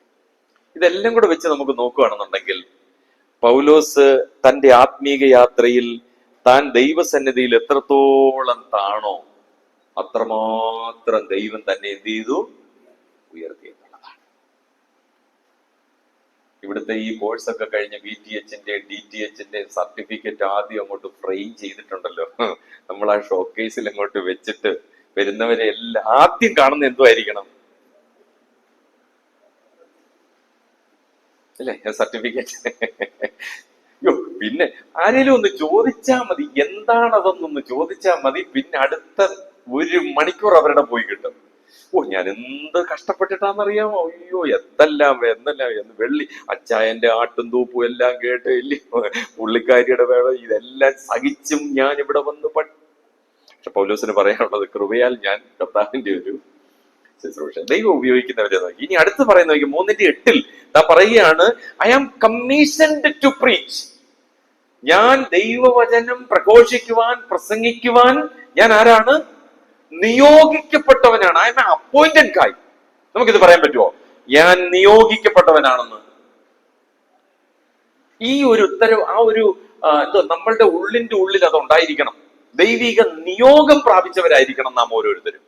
ഞാൻ ആദ്യം പറഞ്ഞതുപോലെ നിങ്ങൾ അങ്ങനെ ഒരു ഉത്തരം പറഞ്ഞാൽ മതിയായിരുന്നു. I am appointed to study. അല്ലേ? ദൈവത്തിന്റെ നിയോഗം എനിക്കിവിടെ ഉണ്ടായിരുന്നത് ഇത് പഠിക്കാൻ. അല്ലേ പറ്റുമോ ഇത് നമ്മളെ കൊണ്ട്? ദൈവം ഉദ്ദേശിച്ചുകൊണ്ടാ നിങ്ങൾ ഇവിടെ ഇരിക്കുന്നേ. ദൈവം നിങ്ങളെക്കുറിച്ച് നിയോഗിച്ചിരിക്കുന്ന നിയോഗം എന്താണെന്ന് നിങ്ങൾ മനസ്സിലാക്കണം. നേരത്തെ ഞാൻ പറഞ്ഞതുമായിട്ട് ഈ എഫേസ് ലേഖനത്തിലെ പൗലോസിന്റെ ഒരു വാക്ക് ഞാനൊന്ന് ലിങ്ക് ചെയ്യാനായിട്ട് പോവുകയാണ്. പൗലോസ് ഏറ്റവും ഒടുവിൽ നീറോ ചക്രവർത്തിയുടെ മുമ്പിൽ സാക്ഷിയായി അവിടെ കാരാഗ്രഹ ലേഖനങ്ങൾ താൻ എഴുതി കാര്യങ്ങളെല്ലാം ചെയ്തു. ഏറ്റവും ഒടുവിൽ പറഞ്ഞു, ഞാൻ ഓട്ടം ഓടി, ഞാൻ തികച്ചു, ഞാൻ വിശ്വാസം കാത്തു, ഇനി നീതിയുടെ കിരീടം എനിക്കായിട്ട് വെച്ചിരിക്കുക. എനിക്ക് മാത്രമല്ല, അവന്റെ പ്രത്യക്ഷതയിൽ പ്രിയം വെച്ച ഏവർക്കും കൂടെ. പൗലോസ് ലേഖനം എഴുതുമ്പോൾ ഈ എഫേസ് ലേഖനത്തിൽ 1-ാം അധ്യായം നിങ്ങൾ വായിച്ചു നോക്കുമ്പോൾ അവന്റെ വിളിയാലുള്ള അത് തിരിച്ചറിയാൻ പൗലോസിന് പറ്റിയില്ലെങ്കിൽ ഇത്തരം കാര്യങ്ങൾ നടക്കൂ? ഈ പ്രസന്റ് എപ്പിസോഡ്സ് നമ്മൾ പഠിക്കുമ്പോൾ റോമിൽ ആ കാരാഗ്രഹത്തിൽ ഏറ്റവും ഒടുവിൽ ഇതാ ഞാൻ പാനീയ യാഗമായിട്ട് ഒഴിക്കപ്പെടുന്നു എന്ന് പറഞ്ഞുകൊണ്ട് തന്റെ കഴുത്ത് ആ ഓസ്റ്റിയൻ റോഡിൽ ആ ഒരു ഇറച്ചിവെട്ടുകാരന്റെ തടി പോലെയുള്ള ഒരു തടിയുടെ മുകളിൽ തന്റെ കഴുത്ത് കാണിച്ചു കൊടുക്കാൻ തനിക്കിടയായതിന്റെ കാരണം അവന്റെ വിളിയാലുള്ള ആശ ഇന്നതെന്ന് തിരിച്ചറിയാൻ പൗലോസിന് കഴിഞ്ഞു. പൗലോസ് പറയുക, നിങ്ങൾക്കും അത് കഴിയണം. പൗലോസ്, ഞാൻ മുഖാന്തരം രക്ഷയിലേക്ക് വന്ന ദൈവജനമേ, നിങ്ങൾക്കും അത് കഴിയണം. ഇതായിരിക്കണം നമ്മൾ ദൈവവചനം പഠിക്കുമ്പോൾ, പൗലോസിന്റെ ജീവിതം നമ്മൾ പഠിക്കുമ്പോൾ, ഈ ലേഖനം നമ്മൾ പഠിക്കുമ്പോൾ, അതിലൂടെ എനിക്ക് എന്ത് തിരഞ്ഞെടുക്കാനായിട്ട് കഴിയും? നമ്മളെ ഓരോരുത്തരെയും ദൈവം വിളിച്ചിരിക്കുന്നതിന് എന്റെ തമ്പുരാൻ ഒരു ആശയുണ്ട്. ആ ആശ എന്റെ ജീവിതത്തിൽ ഞാൻ നിറവേറ്റണം. പൗലോസ് ഓരോ വാക്കുകൾ, ഞാൻ ക്രിസ്തുയേശുവിന്റെ ബദ്ധനാണ്. എന്തിനു വേണ്ടി? തമ്പുരാന്റെ ആശ നിറവേറ്റുവാൻ അവൻ എന്നെ ക്യാപ്ചർ ചെയ്തിരിക്കുകയാണ്. എന്നെ അങ്ങ് അമർത്തി വെച്ചിരിക്കുക, ഇടത്തോട്ടും വലത്തോട്ടും വിടാതെ ആ റൂട്ടിൽ തന്നെ യാത്ര ചെയ്യാൻ അപ്പോസ്തലനായ പൗലോസിന് കഴിഞ്ഞു എന്നുള്ളതാണ്. ഈ ലേഖനത്തിൽ 3 പ്രധാനപ്പെട്ട കാര്യങ്ങളെ കുറിച്ച് പൗലോസ് പറയുന്നു. ദൈവസഭയോടുള്ള ബന്ധത്തിൽ 3 പ്രധാനപ്പെട്ട കാര്യങ്ങൾ ഓർത്തിരിക്കുക. Wealth, walk, warfare. 3 വാക്കുകൾ പെട്ടെന്ന് ഓർത്തിരിക്കാം. ധനം, നടപ്പ്, യുദ്ധം. 3 വാക്കുകൾ. ധനം, നടപ്പ്, യുദ്ധം. Wealth, walk, warfare. ദൈവസഭയോടുള്ള ബന്ധത്തിൽ നമ്മൾ ഓർത്തിരിക്കണം. 1, വെൽത്ത്, ധനം. ധനത്തെക്കുറിച്ച് അപ്പോസ്തലനായ പൗലോസ് പറയുമ്പോൾ ഒരുപാട് ധനത്തെക്കുറിച്ച് ഈ എഫേസ്യ ലേഖനത്തിൽ പറയുന്നുണ്ട്. കൃപാധനം, അത്യന്ത ധനം, മഹിമാധനം, അപ്രമേയ ധനം, എക്സെട്ര എക്സെട്ര. ആ വാക്കിന്റെ മീനിങ് ഒക്കെ നമുക്കറിയാം എന്തുവാന്ന്. മഹിമാധനം, അപ്രമേയ ധനം, ഇല്ലേ? നോക്കിയ അത്യന്ത ധനം. എന്തോ ഇതൊക്കെ പറഞ്ഞിരിക്കുന്നേ? ദൈവവചനത്തിൽ ആ ദൈവിക 1-ാം അധ്യായം അതിന്റെ തുടക്കത്തിൽ പറയുന്നുണ്ട്, സ്വർഗത്തിലെ ബാക്കി പറഞ്ഞു, സകല ആത്മീക അനുഗ്രഹങ്ങളാലും. അല്ലെ, നമ്മളൊക്കെ കോട്ടേജ് മീറ്റിങ്ങിനൊക്കെ എഴുന്നേറ്റ്, കർത്താവ് ഞങ്ങളെ അനുഗ്രഹിച്ചു. നേരത്തെ ഓൾട്ടോ ആയിരുന്നു, ഇപ്പൊ അത് വാഗണാറായി മാറി. നേരത്തെ 10 സെന്റേ ഉള്ളായിരുന്നു, ഇപ്പോൾ എന്റെ പിള്ളേരൊക്കെ MBA അല്ലെങ്കിൽ എഞ്ചിനീയർ. ദൈവം ഞങ്ങളെ അങ്ങ് അനുഗ്രഹിച്ചതിന് എവിടെ വരെ പോകും. അത് കഴിഞ്ഞിട്ട് നമ്മൾ ഒരു വാക്യം കൂടെ അങ്ങ് വോട്ട് ചെയ്യും. ദൈവം തന്നെ സ്നേഹിക്കുന്നവർക്ക് ഒരുക്കിയിട്ടുള്ളത് കണ്ണ് കണ്ടിട്ടില്ല, ചെവി കേട്ടിട്ടില്ല. ആ വാക്ക് നമ്മളെ ഒരുത്തന്റെയും ആരുടെയും ഇല്ലയോ? ആ വാക്കൊക്കെ നമ്മളാ കൊണ്ടുവരുന്നത്. ബൈബിളിൽ എന്തോ പറഞ്ഞേക്കുന്നതെന്ന് പോലും നമുക്കറിയത്തില്ല. അതെന്ന് പറയുന്നത് ഫിസിക്കൽ ബ്ലെസ്സിങ്സ് അല്ല കേട്ടോ, ഭൗതിക അനുഗ്രഹങ്ങളെ കുറിച്ചല്ല അവിടെ പറഞ്ഞിരിക്കുന്നത്. അത് കഴിഞ്ഞിട്ട് പൗലോസ് തൊട്ടടുത്ത് പറയുകയാണ്, നമുക്കോ ദൈവം വെളിപ്പെടുത്തിയിരിക്കുന്നു. അപ്പോൾ ദൈവം തന്നെ സ്നേഹിക്കുന്നവർക്ക് ഒരുക്കിയിട്ടുള്ള ദൈവിക ധനമെന്ന് പറയുന്നത് that is a spiritual word. ആത്മീകമായിട്ടുള്ള വചനങ്ങൾ, അനുഗ്രഹങ്ങൾ, അത് നമുക്ക് വെളിപ്പെടുത്തിയിരിക്കുകയാണ്. കർത്താവേ, നീ ഇത് ജ്ഞാനികൾക്കും വിവേകികൾക്കും മറച്ച് ശിശുക്കൾക്ക് വെളിപ്പെടുത്തിയിരിക്കുന്നു. അപ്പോൾ ഈ ധനം നമുക്ക് വെളിപ്പെടുത്തി തന്നിട്ടുണ്ടെന്ന് പറഞ്ഞ് ഞാൻ ധനികനാവണമെന്നില്ല. മനസ്സിലായോ? ഓർത്തിരിക്കുക, എപ്പോഴും ഓർത്തിരിക്കുക. ഈ ധനം ദൈവവചനത്തിൽ ഉണ്ടെന്ന് പറഞ്ഞ് ഞാൻ ധനികനാവണമെന്നില്ല. ഈ എഫേസ്യ ലേഖനത്തിന്റെ എല്ലാം കൂടെ ചേർത്ത് നമുക്ക് ഇങ്ങനെ പറയാം, ക്രിസ്തുവിൽ എങ്ങനെ നമുക്ക് ധനികനാകാം. ഇതാ എഫേസ്യ ലേഖനത്തിന്റെ വിഷയം. എഫേസ്യ ലേഖനം നിങ്ങൾ പഠിച്ചാൽ നിങ്ങൾ റിച്ച് ആവും, നിങ്ങൾ ധനികരാകും, സ്പിരിച്വൽ ബ്ലെസ്സിങ്സ് നമുക്കുണ്ടാവും. അതിന്റെ വ്യവസ്ഥകളാണ് എഫേസ്യ ലേഖനത്തിൽ പറയുന്നത്. അപ്പോൾ ഇത് എന്റെ സ്വായത്തമാക്കി മാറ്റണം, ഞാൻ എന്റേതാക്കി മാറ്റണം. അപ്പോഴാണ് ഞാൻ റിച്ച് ആവുന്നത്. അല്ലെങ്കിൽ എപ്പോഴും നമ്മൾ ആത്മീയമായ ആര് തന്നെയായിരിക്കും, നമ്മൾ പാപ്പര് തന്നെയായിരിക്കും, ഇല്ലേ? ആത്മീകമായിട്ടുള്ള ആ ദാരിദ്ര്യം നമ്മൾ അനുഭവിച്ചെങ്കിൽ മാത്രമേ നമുക്ക് ക്രിസ്തുയേശുവിൽ റിച്ച് ആവാനായിട്ട് സാധിക്കത്തുള്ളൂ. ക്രിസ്തുവിൽ നമ്മൾ പാടാറുണ്ടല്ലോ, ഉത്തമ സമ്പത്ത് എനിക്ക്, അല്ലെ? ചെറിയ സാറിന്റെ ഒരു പാട്ടില്ലേ വെച്ചാ, ക്രിസ്തുവിൽ എന്നെ. എത്രത്തോളം ധനം നമുക്കുണ്ട്? വീട്ടിൽ ചെന്നിരുന്ന കണക്ക് കൂട്ടരുത്. നമ്മൾ ഇടയ്ക്കിടയ്ക്ക് ബാങ്ക് ബാലൻസ് എടുത്ത് ഗൂഗിൾ പേയുടെ ബാലൻസ് നോക്കിയാൽ പോരാ. എന്റെ ആത്മീക ആ ധനം എത്രമാത്രമുണ്ട്, എന്റെ ആത്മീക സമ്പത്ത് എത്രമാത്രമുണ്ട്, ഇത് നമ്മൾ നോക്കണം. 2, നടപ്പ്, വോക്ക്. അതായത് എനിക്ക് ദൈവം വെളിപ്പെടുത്തിയിരിക്കുന്ന ഈ ആത്മീക ധന മാഹാത്മ്യത്തിലൂടെ ഞാൻ എത്രമാത്രം നടക്കുന്നുണ്ട്, ഞാൻ എത്രമാത്രം നടക്കുന്നുണ്ട്. പെട്ടെന്നൊരു ഉദാഹരണം പറയാം. നമ്മൾ സഭയിൽ എഴുന്നേറ്റ് ഒരു 20 മിനിറ്റ് പ്രസംഗിക്കാൻ നമുക്കൊരു അവസരം തന്നു എന്ന് വിചാരിക്കുക. സഹോദരിമാര് തൽക്കാലം അങ്ങനെ അങ്ങ് ചിന്തിച്ചോ, ബ്രദറും കൂട്ടത്തിൽ നിങ്ങൾക്ക് പ്രസംഗിക്കാൻ അവസരമില്ല, പക്ഷെ സഹോദരിമാരുടെ ഇടയിൽ നിങ്ങൾക്ക് പ്രസംഗിക്കാൻ അവസരമുണ്ട്. അങ്ങനെ ഒരു അവസരം നിങ്ങൾക്ക് അങ്ങ് തന്നോ എന്ന് വിചാരിക്കുക.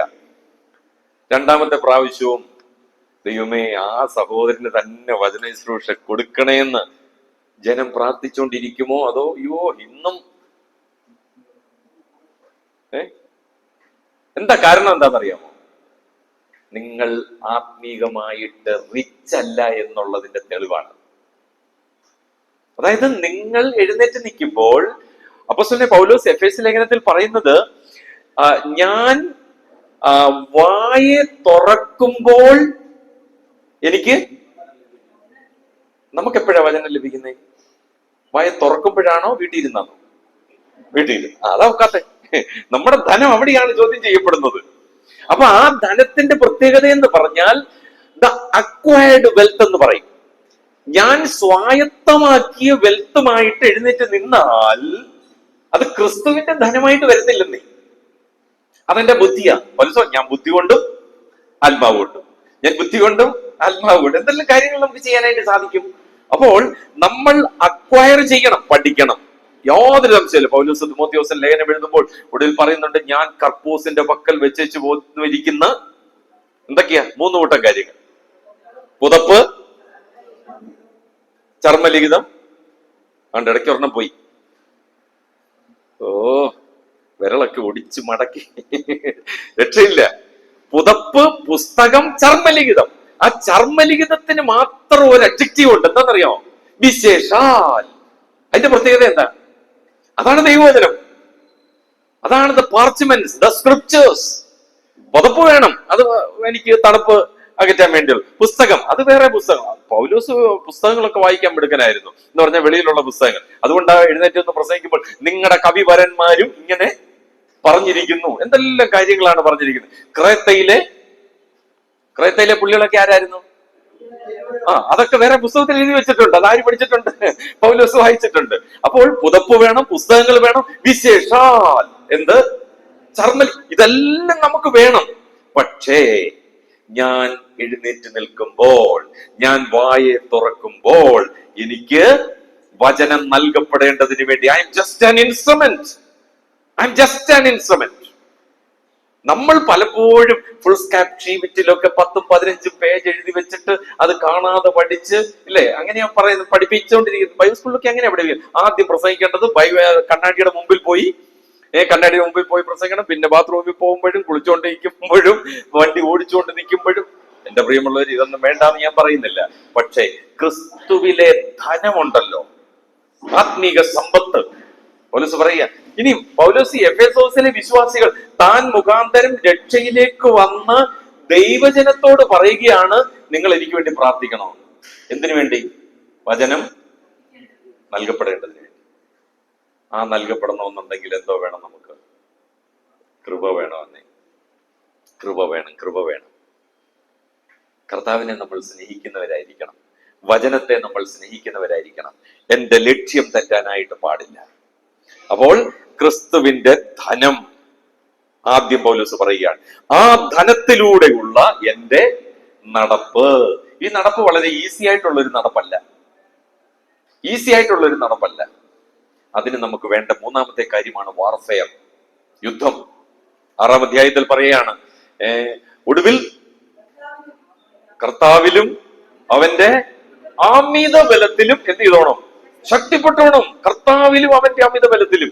നമുക്കത് സാധിക്കുന്നില്ല. ഇനി എന്നെ ഒന്ന് എഴുന്നേപ്പിച്ച് നിർത്തി തന്നാ മതി, ബാക്കി കാര്യം ഞാൻ ഏറ്റു. നോ, വിറയ്ക്കണം.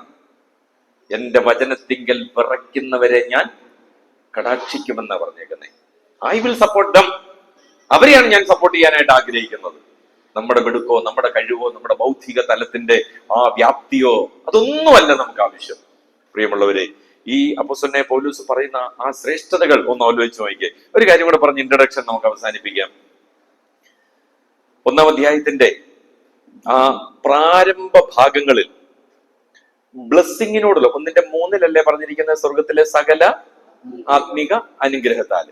ആ വാക്കുകൾ പ്രത്യേകിച്ച് 1-ാം അധ്യായത്തിന്റെ 1 മുതൽ 3 വരെയുള്ള വാക്യങ്ങളിൽ, പ്രത്യേകിച്ച് 3 വരെയുള്ള വാക്യങ്ങളിൽ 3 കാര്യങ്ങളാണ് അപ്പോസ്തലനായ പൗലോസ് പറയുന്നത്. ഒന്ന്, അനുഗ്രഹങ്ങളുടെ ഉറവിടം, ദ സോഴ്സ് ഓഫ് ബ്ലെസ്സിങ്. അനുഗ്രഹങ്ങളുടെ ഉറവിടം, the source of blessing. 2, the scope of blessing. അനുഗ്രഹത്തിന്റെ പരിധി, ദ സ്കോപ്പ് ഓഫ് ബ്ലെസ്സിങ്, അനുഗ്രഹത്തിന്റെ പരിധി. 3, the sphere of blessing, SPHERE, sphere, അധികാരത്തിന്റെ പദവി.